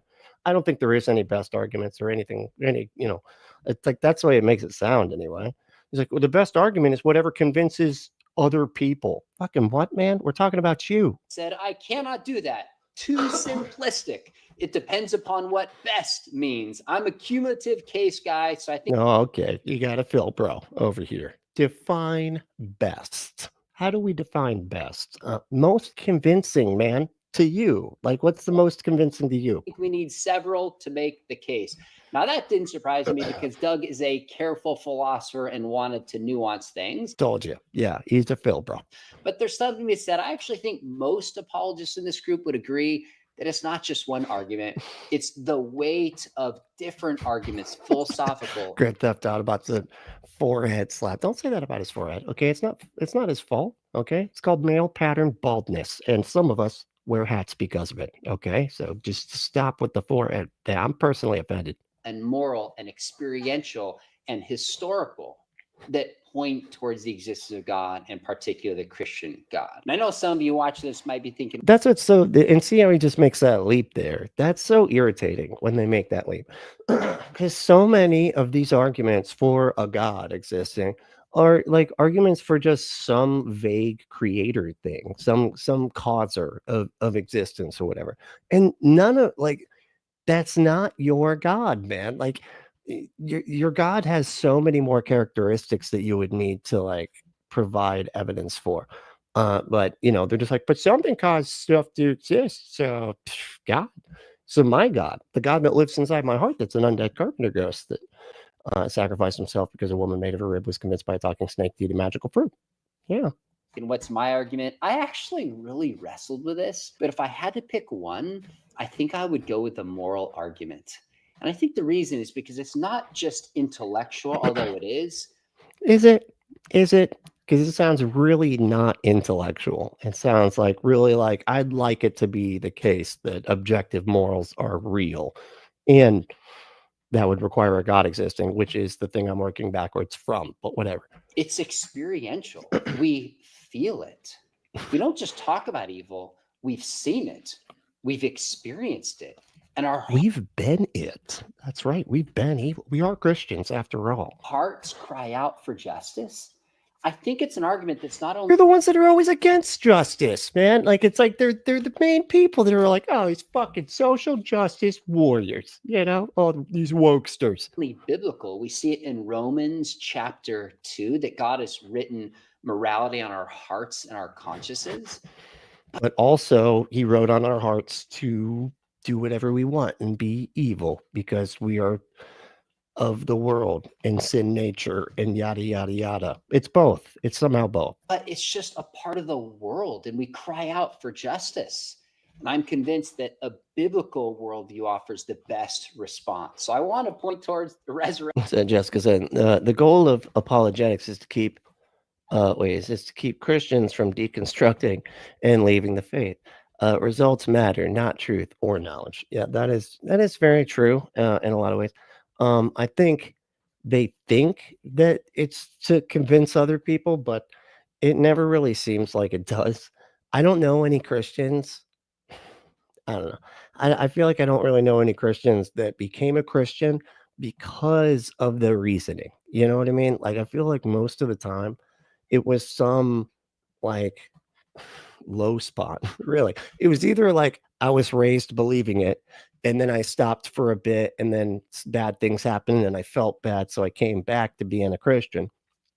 Or I was not raised as a Christian, and then bad things happened, and I was desperate, and so then, you know, Christians were like, hey, we got a solution, and we'll be like friends with you and everything, and then you'll have a community that you can rely on and everything. And they're like, okay, your religion's true, whatever, I don't care what it is, because I just kind of need people to talk to right now.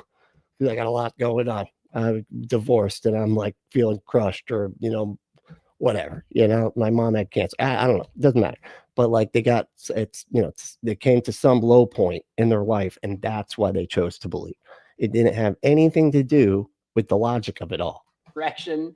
But if I had one argument, I think I would probably use the moral argument. Now, I tried isolating different groups in the data.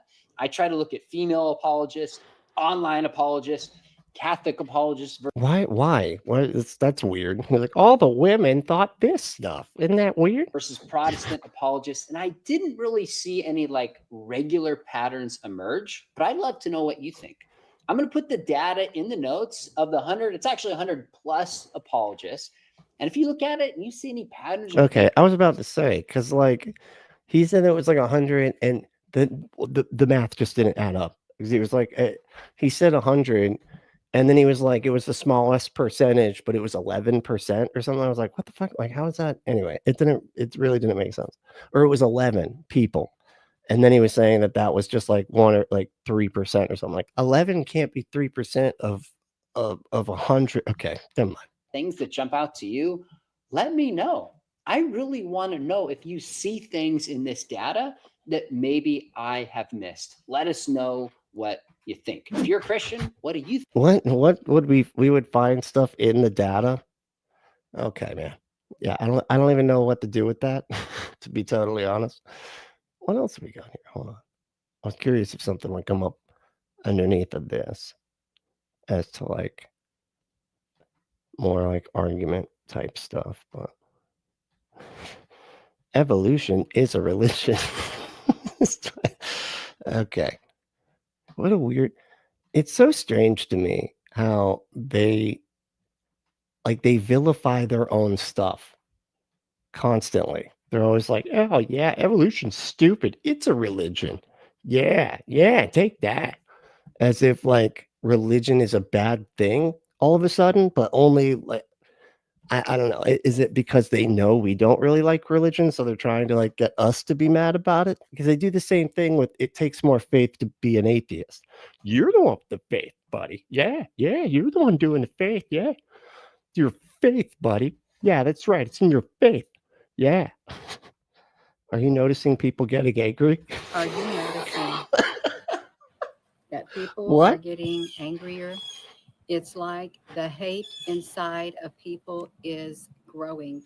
And it's rather alarming and it's rather unsettling. But alarming and unsettling, y'all. The fact that people are getting, oh, she did a little emoji, a little red face.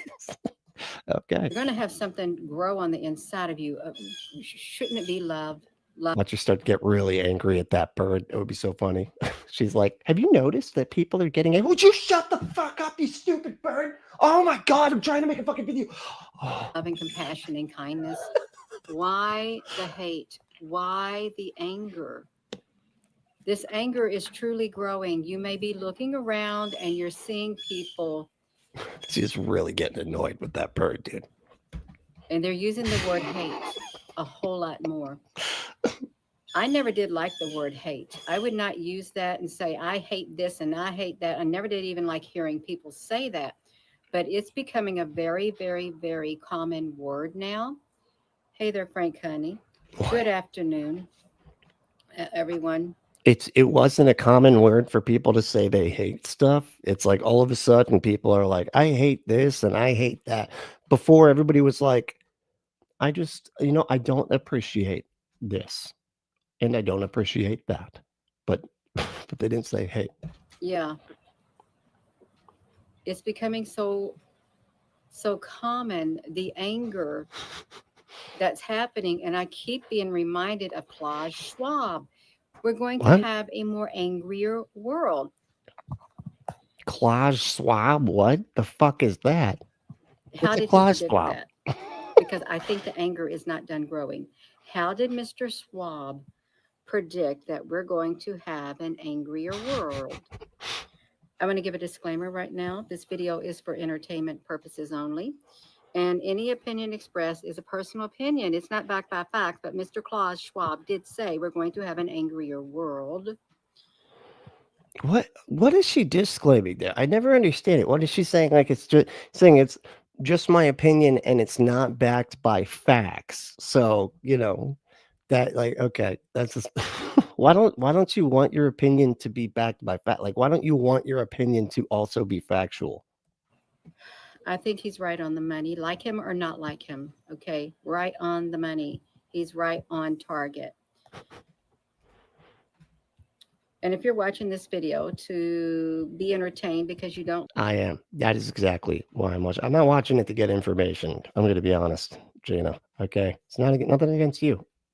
You don't really care if your opinion lines up with facts. So I tend not to watch you for anything other than entertainment. Like me, fine. If you're watching this video because it's wholesome entertainment. Thank you. Thank you.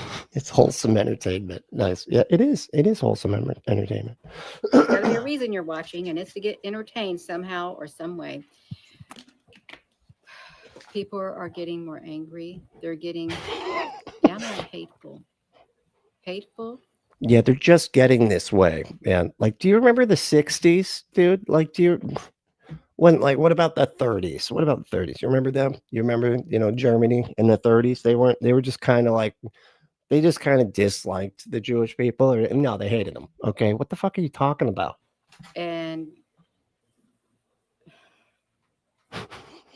there's a further separation happening. A further separation that's happening. Let me see your old or DM. You glad you brought it up? You can you're literally at work on the phones taking care of customers and everyone is calling angry, screaming, oh no. It's like I literally am getting like angry people all the time. Yes, I am a telemarketer. I know. But it's I tend to upset people for whatever reason. But except for that really lonely guy who kept me on the line for like an hour. Just wanted to tell me about his card collection. It's really annoying actually, because I kind of had to get, I didn't get any sales in that hour because of that guy. It was sort of anyway, but I'm not allowed to hang out with that or hang up on him. So it's terrible. That is terrible. It's terrible. Or you may be feeling the energy, thinking this energy is really unsettling. I don't even want to leave my house. I just don't feel like going out. So, oh, you mean you work in the service industry? Join the club, dude. I don't. I know, right? Jesus. God, people are so mean. That's the, that is like the biggest I don't know. It's like people like that. I can't hang out with people if they're like mean to service workers. That right there, I will get up and leave. That's like my first inclination. If anybody's ever just like rude to, and they get annoyed by little things and stuff like that, just drives me crazy. I'm like, dude, they got a busy restaurant. Like, relax, okay? It's not a big deal, okay? So they forgot that you ordered Diet Coke. Just ask for them to bring you another one. It's not a big deal. Like, no, they're stupid. That's what whatever. That drives me crazy. Like how I'm feeling right now, and I don't even want to go outside because of the energy. It's like something wants you to stay in the house. Part of you want to stay in the house, but you got to go outside and you got to run errands or you've got things to do. It is an exhausting. She just talks so funny. And you got to run errands. The errands are what you got to run. Okay. That's what you got to do. Exhausting energy. It certainly is not a uplifting energy that's out there. It's not uplifting. It is like a suppressing energy. Uh-oh. It's a very low vibrational energy. You've got to rise When above. she say low vibrational, I hear that a lot. What the hell does that mean? In chat, what the hell does low vibrational mean? The way that people were describing it means like narrow-minded was kind of like what I would get from it. If they were describing like a lot of, and it's a lot of these what do you call them? Woo people, right? So they, oh damn, my whole chat came down. Well shit. Oh, but it's like a lot of these woo people, right? And they're like always talking about low vibrations and stuff. What the hell is a vibration? First of all, what is a vibration? And what the hell is a low vibration? Because I don't mean, yeah, I get energy sucking. Is it? Jeez Louise, what the hell's going on? That's so weird.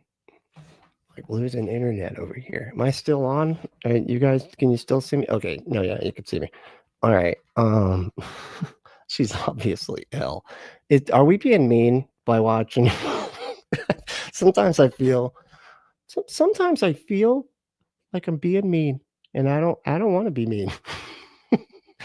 But she's just funny. I'm not saying she's stupid or anything, but she's funny though. I don't know. What are we being mean right now? Are we making fun of somebody who's not well? Okay. So like, no, we got you. It's cool. All right. So thank you. All right, good. Sometimes I'm just like, am I an asshole making fun of this person? They're clearly unwell. Like I don't know. Anyway, okay. So does anybody know this guy? His name's like Joven or something. Hold on. To mean and No, Bible- not that guy. That's Sean McDowell. Now I'm not gonna ever forget that name. Sean McDowell. Okay. Where we at? Oh yeah, that's right. Because I was looking up. I'm like, why are we on all just because I had to look him up because I couldn't think of his name. But there's this dude. There he is. Look, it heard me. The pro-life organization is still pretty dumb. Have y'all seen this guy? I like watched a couple of his videos, and I gotta say they're kind of fun. Let me see if I can find it, because we were sort of on this like morality kick. I can't think of what it was that he was talking about. Well, that was one thing that caught my attention. He was in Orlando, Florida, so like right up the street from me, very long street, but in a street that's in the same state nonetheless, right? It's about an hour or two away, something like that. But yeah, he was walking around in Orlando, Florida. Here, watch a second. It's pretty good. Yeah. Why don't you say, here, I'm going to give you the floor. I won't talk for 10 seconds. Say something of substance. Anything at all.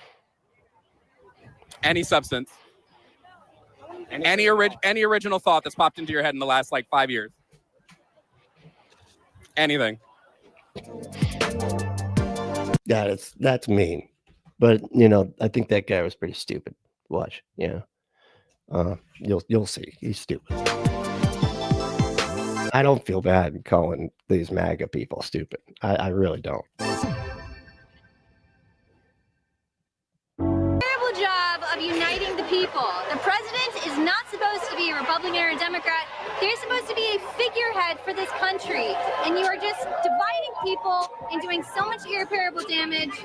And you ought to be ashamed of yourself. I heard somebody say that the other day. They said there shouldn't be a Republican and Democrat party. There should only be one party.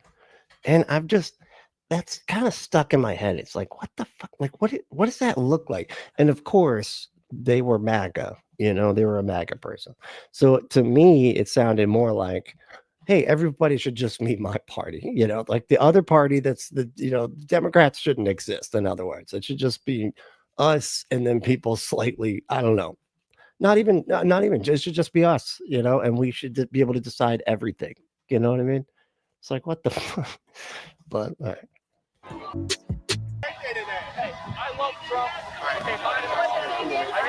See, they're like going around with these stupid, like, oh, we actually love kings, because we're bootlicking weirdos, Can I be honest with you?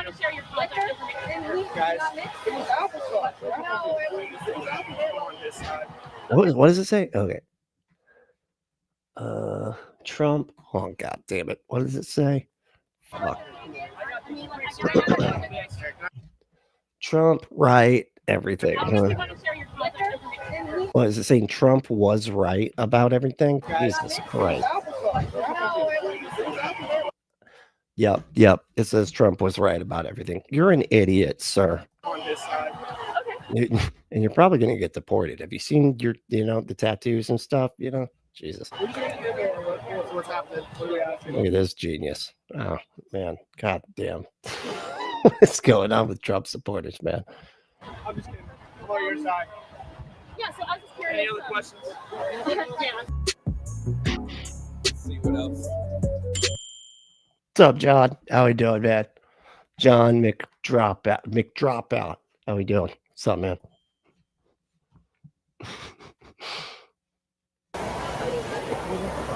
Bored. Can I be honest with you? Someone that's about to lie. That's how liars always start their sentences. Huh? Honestly, or they go, "You calling me a liar?" Because then that, I guess, intimidates you into believing them. I don't know how it works, but that tends to be what they do. Oh yeah, you calling me a liar? I'll punch you if you tell me that you don't believe me. You're bored, aren't you? I know. A little bored, huh? You bored? Okay. McDrop. I understand. I'd be bored too if I was white and privileged. Matt Big, how we doing, dude? What's going on? Yeah. I wouldn't have shit to do either. Like, when life is that easy, What was that? Okay. You followed me? Wow. I mean, I know I'm cute, but like, I mean, he doesn't even have his animal ears. I don't know what animal it is. I guess it could be a cat, right? Like those anime ears. Anyway. Okay. I couldn't hear what you were saying though. I said you were bored. Oh yeah. Yeah. I said I would be bored too if I was white and privileged. Yeah, it'd be a little boring.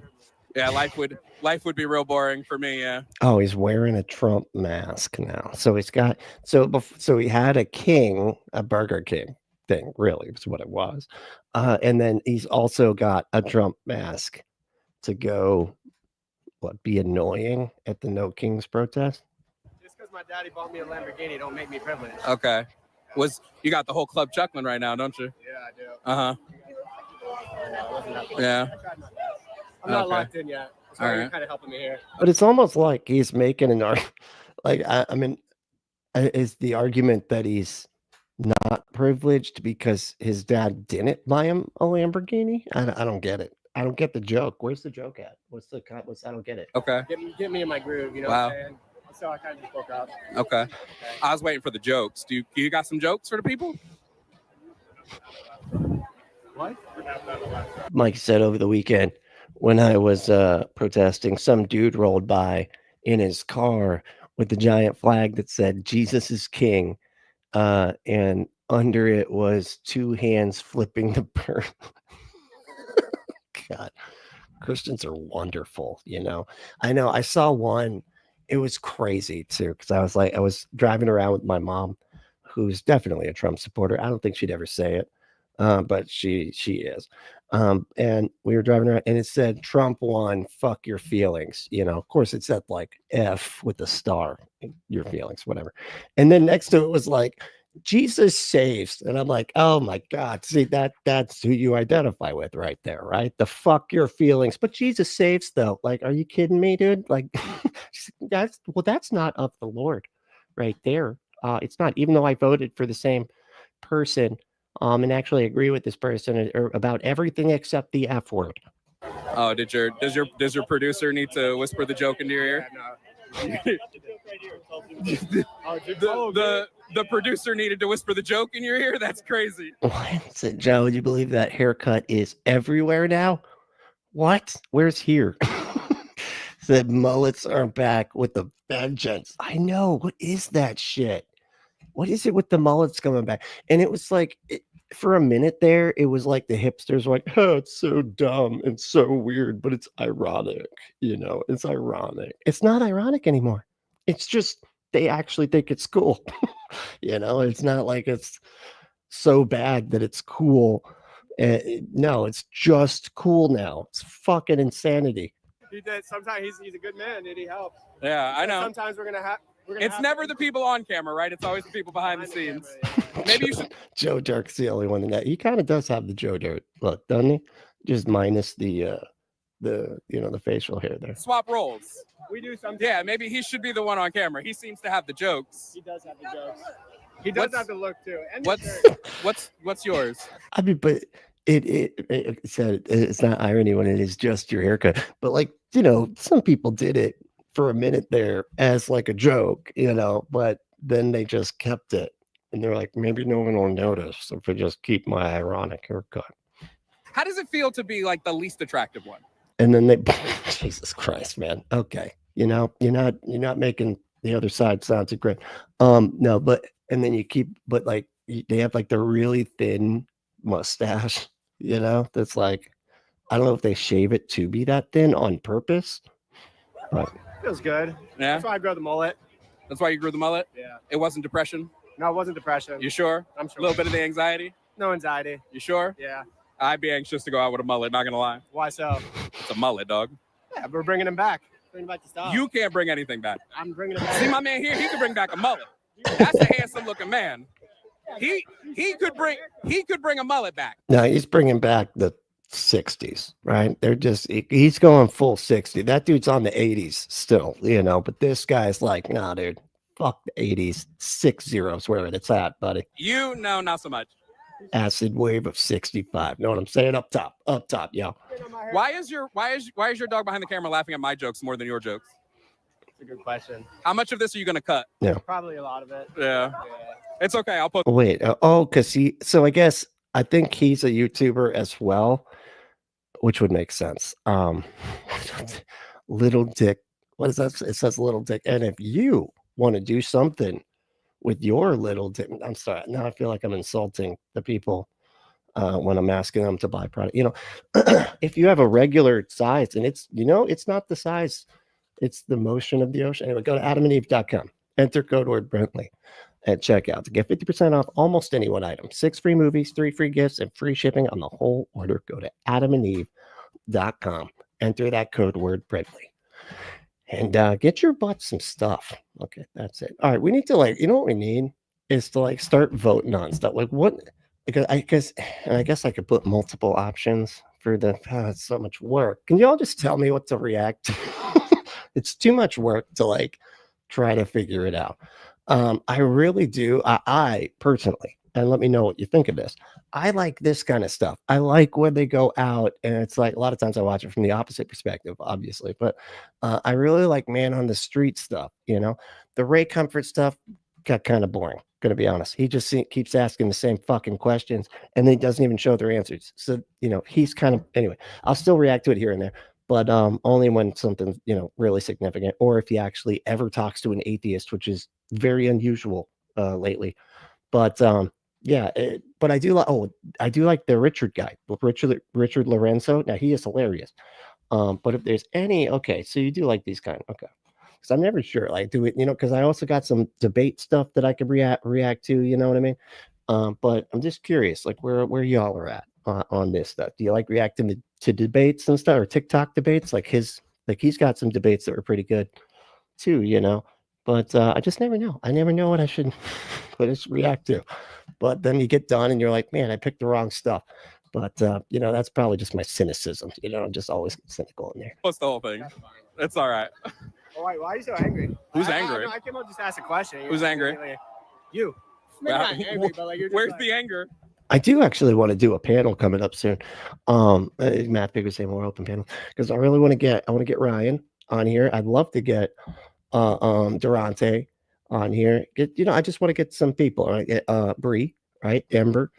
But I never know when everybody's available. But I really do want to start doing panels too. So that is something that I'm going to figure out. One of these days we're going to do it. Hold on. I gotta find the anger real quick. it's in the pocket? Is it? Did I step on it or? No, I'm just saying. Like, Does that work? Wait, does that work on less secure people? Less secure people? Yeah. Does it work when you go? Where's the anger? Does that work? No. No. Oh. Yeah, You seem very emasculated right now. Are you gonna like? No. I'm waiting for the funny. I'm waiting for the bits. Come on, dog. I was coming to ask you a question. Oh, sure. What's the question? Start shooting shots. We're always shooting, dog. Google Earth, always taking pictures. I was on the hood recently. I can vouch. Yeah. What's the question? Oh no, I just Come couldn't on. hear what you were saying. Keep up. What you specifically said you had a question, dog. Come on. Because I couldn't hear what you were saying. I was asking what you said. That was Okay, it. I answered it. And then you come with the white supremacy. So wait, why am I white and privileged? Why are you white and privileged? All white people are privileged. How so? The white. You're white. I mean, it's okay if you. No, that's what makes them Jesus Christ. Now your cameraman's got If you don't know how you got white, do you? It's so weird to me when people get mad about people saying that white privilege is a thing that exists. Like, I just never understand that. And it's like, it's not necessarily that like you got like stuff extra. It's just that you don't have things that they do have to worry about. That's it. It's that you don't have to think about things in a way that they do. And so that's a privilege. Maybe the word privilege is weird. I don't know. Anyway. Do you understand how like recreation works? White and privileged. He is white and privileged. Damn, that blew up Hey, the sequel one. What's going on, dude? How you doing? in your face, didn't it? God damn. Like, dude, I don't have to worry about getting pulled over by the cops. Like, What is more? how's it going? Good day, officer. Hey, sir, here's the warning, and then I fuck off. Why is it a mullet? Have we ever has anybody like what for? Because that was clearly sarcasm, right? Like when people started coming up with like what to call this goofy looking haircut. Is it that it is the fish? Is it shaped like that? I don't know if you can see my. Is it shaped? I guess all fish are kind of shaped like that, sort of, huh? Is that what it like? What is it? What does a mullet look like? Like an actual mullet, like the fish? Right, not everybody gets I'm gonna look So at does it mullet. scare you driving around with him and filming him? No. What is the mullet look Damn, like? that was got the whole club laughing right now. I know. Mullet. Damn, what would we rate that on a scale of like Jerry Seinfeld to Chris Tucker? What are we rating that joke? What? I don't even know who either of those Yes. people are. You can't rate your own joke? It's I don't like know who those people are. Why can't you rate your own jokes? it's like I'm googling mullet, and then it said fish or hairstyle. It's like, the fish. No, yeah, the fish. I would say, okay. Doesn't really look like anything. Doesn't look like the haircut at all. It just looks like a fish, like straight up. Like it looks like the fish people go fishing for, which I think, if I'm not mistaken, Kevin, you go fishing for, you catch mullet? You do? Okay. So is that just a basic, like people fish for that mullet? Or like, that's just like a fishing fish, right? Yeah. It's just a basic fish and fish. That's just a fish that everybody fishes for. Saying fish too much. It's freaking me out. They're not funny. Oh, okay. Well, and listen, Having a good time. this doesn't seem like a good time. I'm gonna be honest with you. You seem a little sad. I'm not sad. God, he's kind of mean. Okay. This, like, I mean, I get they're there to be ass hats and everything, but you're not, I don't know. I mean, but this is like, what's so funny about it's like when I swear to God, when conservatives get around other people, it's like they stop being conservative. because they know that it's shitty, right? And it's hard to be shitty when you have to look at somebody in the fucking face. You know what I mean? And so like whenever you're like around people and stuff, and like the conservative or whatever, it's like the conservative stuff doesn't tend to come out until about the, I don't know, fourth tequila, something like that. That's when they don't give a fuck. They stop giving fucks. But before that, when they are like a human that's like understands like humans being human to other humans, now I'm saying human too much. They don't want to be conservative because they know how shitty it is, but it's just kind of funny because that's what he was literally going there to be, a shitty troll, a shitty right-wing troll. And he's like, he can't do it. And he's actually coming off like kind of a dig just because he's, giving this mullet man a hard time. No. Why are you drinking so much water then? Yeah. My first sip. Yeah. What's with the water drinking? If you're not all stupid and stuff. I forgot what he's asking. Your first sip? No, I'm okay. I'm okay. Syphilis is a hell of a drug. Can you give your heart out to the people? Heart out. He's like, no, it's chlamydia. What the fuck? Yeah. Why don't you say, here, I'm gonna give you the floor. I won't talk for 10 seconds. Bored and horny. I didn't see that. Okay. And if you are bored and horny, just go to adamandeve.com. Enter that code word. Apparently, okay. I'm just doing way too many ads, but just kind of having fun at this point. I don't know what I'm doing. I don't know why I haven't ended yet, but I just, I'm still going. Say something of substance. Anything at all. Any substance. Just do like the categorical imperative or something, man. Come on. Any original thought that's popped into your head in the last like 5 years. Okay, that wouldn't be the categorical imperative then. I'm sorry. That was somebody else's thought. Anything. Just say anything. Anything will work at this point. Shit. Yeah, damn, that's crazy. Wow, dude. Crazy. You heard it here first, folks. No substance. God damn it. Maybe I should run the YouTube. I know, like the Bad Religion album, right? Channel. What's the channel? The one nobody likes. The album nobody gives a shit about. Name? The only 90s one that nobody gives a shit about. Oh, hold on, he's drinking. He can't give the shout out to his own channel. What's the channel name? Dude, I don't even know. You don't remember your own channel name? This is called networking. His channel name is what now? Low IQ blonde. That is the name of his channel. How did you know that? That's crazy. Oh, damn. Good job. No, sorry. Good job. Sorry. You're funny. I know. Good. I know. You're funny. You got me. You stumbled me. I got to tell you, if you plan on doing this, you might need to be a little funnier, right? Like that's something we should work I'm on. not locked in, to be honest. I'm not Okay, feeling the vibe. that's- I'm not Yeah. locked in. So Shouldn't have taken that gummy before you went out there, man. You just should have gone with like gummyless. when I said you were depressed, that wasn't all too wrong, right? I'm not depressed. I'm just like, nah. Why aren't you in it? What's wrong? No. What's wrong? Listen, I just saw Thunderbolt, so I've learned that we need to be there for each other. So what's going on? I don't know. Like, I'm just like, I don't want to be here. You got that from Thunderbolts? Why not? Just bored. So when I walked by and said you were bored, I wasn't wrong.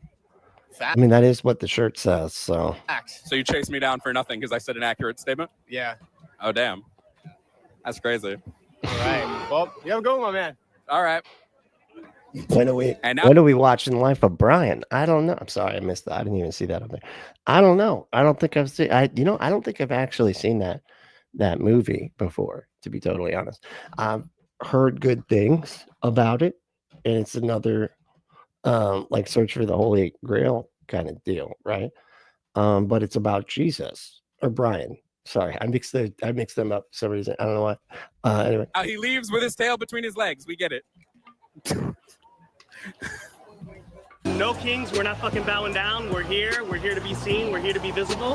And that's what today's about. That's what this movement's about.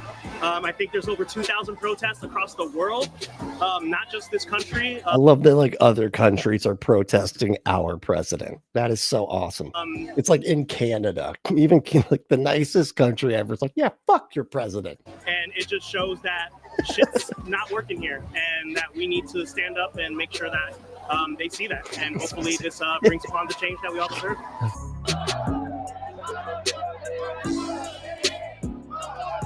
Oh my gosh, you see that? There's a Mexican flag. Tim Pool's going to be so mad. He's going to be so, all they need to do now is burn an American flag and his head will straight fucking explode. get a copyright thing for this. Does Joven copyright his background music? Look at this guy. Look at this fucking guy. Look at this fucking guy over here. Where your legs at?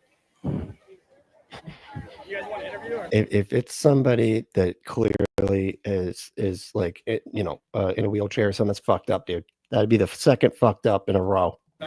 Not with performative people. Yeah. No, I explain the definition of that. Oh, a performative of you doing a performance of you saying nothing of substance. If you got something of substance to say, I'm more than happy to talk. But that there was no substance in what you said earlier. I'll give you a substance conversation. Oh, okay, cool. Who's our president? Donald Trump. Was there substance in that? I was waiting for the substance. That was just like a basic fact. Hey, Blood Badger, what's going on, dude? Doing all right? So, Life of Brian. Life of Brian is great, but I haven't finished watching the whole movie yet. I feel like that's a lot of those kind of movies for some reason. I don't know why. It was like I was watching the Search for the Holy Grail with Nikki, and I swear we got like halfway through, and she's like, you want to put on Friends or something? Like, you want to just watch anything else? Just not this. Just, you want to watch not this? Because we can watch not this, and then we won't have to be watching this anymore. And yeah, I was kind of like, yeah, I get it. Because it seems to be kind of just a lot. It's like a lot of the same, you know? Is there substance? Here's something actually a little bit intellectual. Who lost? Kamala Harris did. Okay. But I feel like I'm waiting for the substance. Trump is cleaning up what Biden did, I feel like. Okay. Now he's getting all the heat from it. John said, damn, people are fucked up. I just gave a ride to a young woman who was clearly in distress. She said at least 100 cars passed her on the road.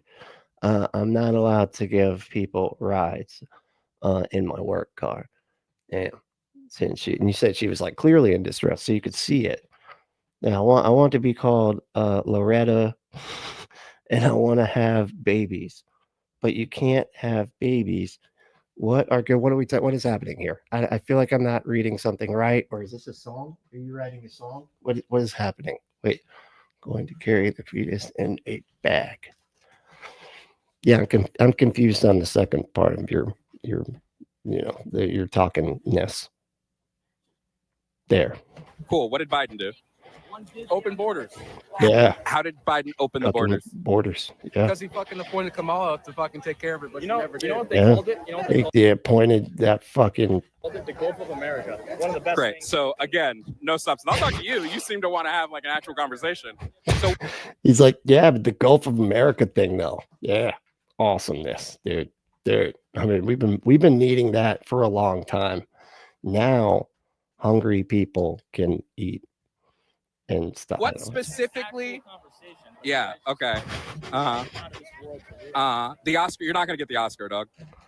I know that you want to go on YouTube and put on your prank channel that look at guys, I'm dunking on the libs. I don't care. You want to have a serious? Do you want to? Yeah, sure. Oscar would be cool. I'll admit that. A Razzie, maybe at most. No, Yeah, that was the same job. Wait, hold on. What? No, it's not. Look, I'm looking right at. Oh shit! Why do y'all have the same color? Wow. Okay, there's like the exact same colors. Jesus Christ! How did you? Because I can't see anything but the blurry circle, right? It's a blurry circle with I can tell the colors. This one has like black and yellow, and this one has black. That's really funny. Holy shit. Too many Johns. I'm going to conclude that there are too many fucking Johns, and it's all y'all's fault for there being too many of you. acting's not good enough for the Oscar. So what specifically did Biden do at the border? What policies did he enact to lead to an increased border crisis? Well, from what I heard is that he just let people in here, and now Now we're filled with these. now we hear about like cartel activities going on everywhere. We hear fucking about gangs from Venezuela coming to where was it, Ohio or something? Trump. Yeah, none of that was true, man. That was all bullshit. If you're talking about the Venezuelan gangs like taking over the buildings or whatever, if that's what he's talking about, I don't know. There's so much bullshit when it comes to Venezuela. Oh no, they were like eating the pets, which is equally as stupid as the building being taken over thing. But hey, what's going on, Bob Poppy? Doing all right? So like you fat fingered the poll. And oh, that means that you clicked the wrong thing. I did that the other day. I was so mad.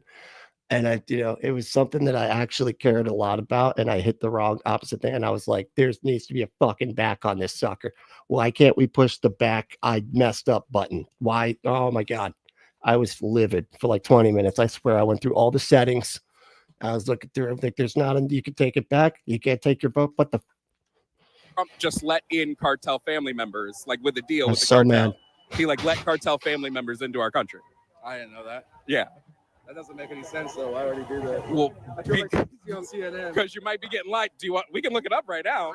I have no problem. We can look it up right now, friends. I got no problems with that. I got no problems with that. All I need is another phone. You got a phone on you? I got a phone. Look it up. Look up Donald Trump cartel letting in the cartel family. But why would I fact proof myself? Well, I would hope that you would want to, say correct information, right? Donald Trump allows cartel families into the U.S. God, they don't even. I mean, it's like they don't know so much. It's kind of funny. It's like how can you not tell? That's what I don't understand about these people. How can they not tell that when they're watching what they're watching, that this isn't just obvious like bullshit? You know what I mean? Like if you watch like Fox News or whatever for even just like a few minutes, it just feels like it's so obvious that they're like, you should be mad about this, and Trump is just incredible, by the way. And it's just very much so just like, we're not going to tell you the truth. We're just going to say that Trump is amazing and the left is psychotic and evil. And that's it. That's all we're ever going to say. It's crazy. And they just choose not to, broadcast any news that's like news, because then, it would make Trump look bad.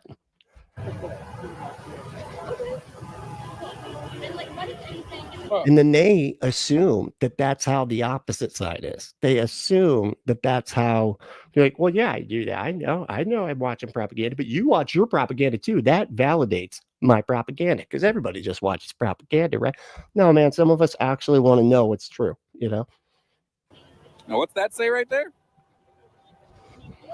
Mexico security chief confirmed Tuesday that 17 family members of cartel leaders crossed into the U.S. last week. At least this dude's honest, man. I'm kind of surprised he even wanted to look it up. A lot of times these people are like, I will not look it up. It's probably fake news, buddy. No, I never heard about that. Do you think there might be a reason why you didn't I never heard about that. hear about it? Probably because they didn't want me to. Probably because they didn't want you to, right? But still, he's better than Biden in every other way. In what? Yeah, it boils down to xenophobia. Like crazy, it boils down to xenophobia. Like these people, they're just racist. That's it. They just don't like people, and they're so easily manipulated with that shit. Be specific. As in financially for myself and my family. Okay, for yourself and your family. Like no tax on overtime. No tax So on tips. So no tax on overtime. Is that going to be where every time you get an overtime check, you see zero taxes on that overtime money? That's what I expect. Nope. It's a deduction you can make at the end of the year if you qualify for the deduction. If you don't qualify for And if you don't make over $4 million, you don't qualify for any deductions on Trump's bill. I'm just kidding. I don't know if that's true, but it would make sense if that were true. you're not going to see it in your check. What about tax on tips? Tax on tips you'll see, but most of those are going to be cash tips anyway. We weren't paying that anyway. We weren't claiming that money. So like Propaganda is when a British person takes a good look at something.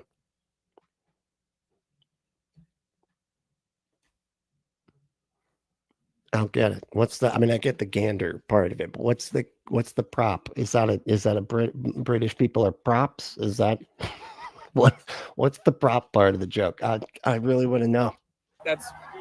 But all of this is in turn with him raising the deficit.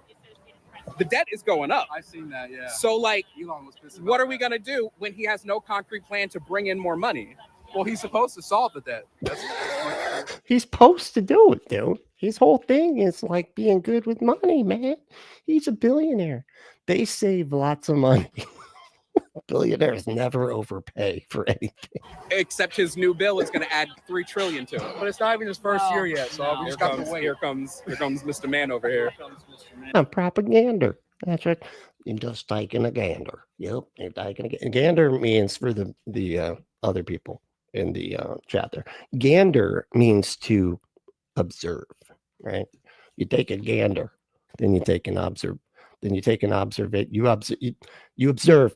Just you look at something. Fuck. It's not even his first year, so we just got to have leftover. Sure, but his tax bill is going through for the next 6 to 8 years. So if you have a bill that increases spending and decreases revenue, you're going to have a deficit. Yeah. So what do we do in the meantime? We just suck it up. You got me there. I don't. So I'm just wondering. How the fuck are these people? Wow, these poor people. They're so honest, though. At least they're honest. I gotta say, good for these Trumpers on being honest with themselves and others. But you keep I did not expect that. saying that, but you're not telling me Biden didn't add as much to the debt as he did. Even non-COVID numbers, Biden added less to the debt. So what do we? I don't think he added less. Like, look at. We can pull it up. Mushing. That's something British people say. All the money he was giving to Whilst they're taking ganders. Ukraine and all that shit. Trump has continued all that money. Not the Ukraine. Yes, he did. None of that money stopped going. Ukraine is still getting money from us. Not as much. The exact same amount because who approves Ukrainian aid? It's not the president. It's Congress, and Congress hasn't reverted any of that money. So we're still sending it exactly as much to Ukraine as we were. It's so weird that they get mad about the Ukraine stuff too, but that's just like the Russian propaganda that made its way into all the right wing propaganda. Like, as right wingers, just like, we'll say whatever you want, pay us, just pay us money, and we'll say whatever the fuck you feel like. So what's Trump doing? You're saying that you like him because he's doing better than Biden, but everything you've named happened under Biden. All right, this dude's gonna tell me where the let's go. This dude's gonna tell me where the let's go. This dude's gonna tell me where the let's go. Fuck, I didn't hear it. What was that? I hate it when they do that. Money. So we're still sending it exactly as much to Ukraine as we were. So what's Trump doing? You're saying that you like him because he's doing better than Biden, but everything you've named happened under Biden. All right, this dude's gonna turn me liberal. Let's go. This dude's gonna tell me where. Oh, yeah, this dude's gonna turn me liberal. Yeah, dude. Wow, that is sad, dude. Why don't you want to know things? Okay, this is why I feel like this is why MAGA people think being gay is a social contagion, because they have been social contagioned. MAGA is a social contagion. Fascism is a social contagion. Religion is a social fucking contagion. And so they think everything else is a social contagion. It's not. That's just you. That's just your thing. And you're fucking projecting. All right. I really do got to go, though. But thank y'all so much for hanging out. This is a lot of fun. And if you want to play with something hanging out of your butt, go to adamandeve.com. Enter code word Brentley at checkout to get 50% off almost any one item. 6 free movies, 3 free gifts, and free shipping on the whole order. Oh my God, I have a piece of that. And if you want to support the channel, you can support us by supporting our sponsor, adamandeve.com, or you can do a bunch of other shit. All of it that's labeled right here. Mainly the Cash App thing, just the one-time payment. If you want to do that, cash tag is punk. I can't make it through all this stuff. Become a member. Email me. Discord. I gotta go. Love y'all. You're beautiful and amazing, and I love you.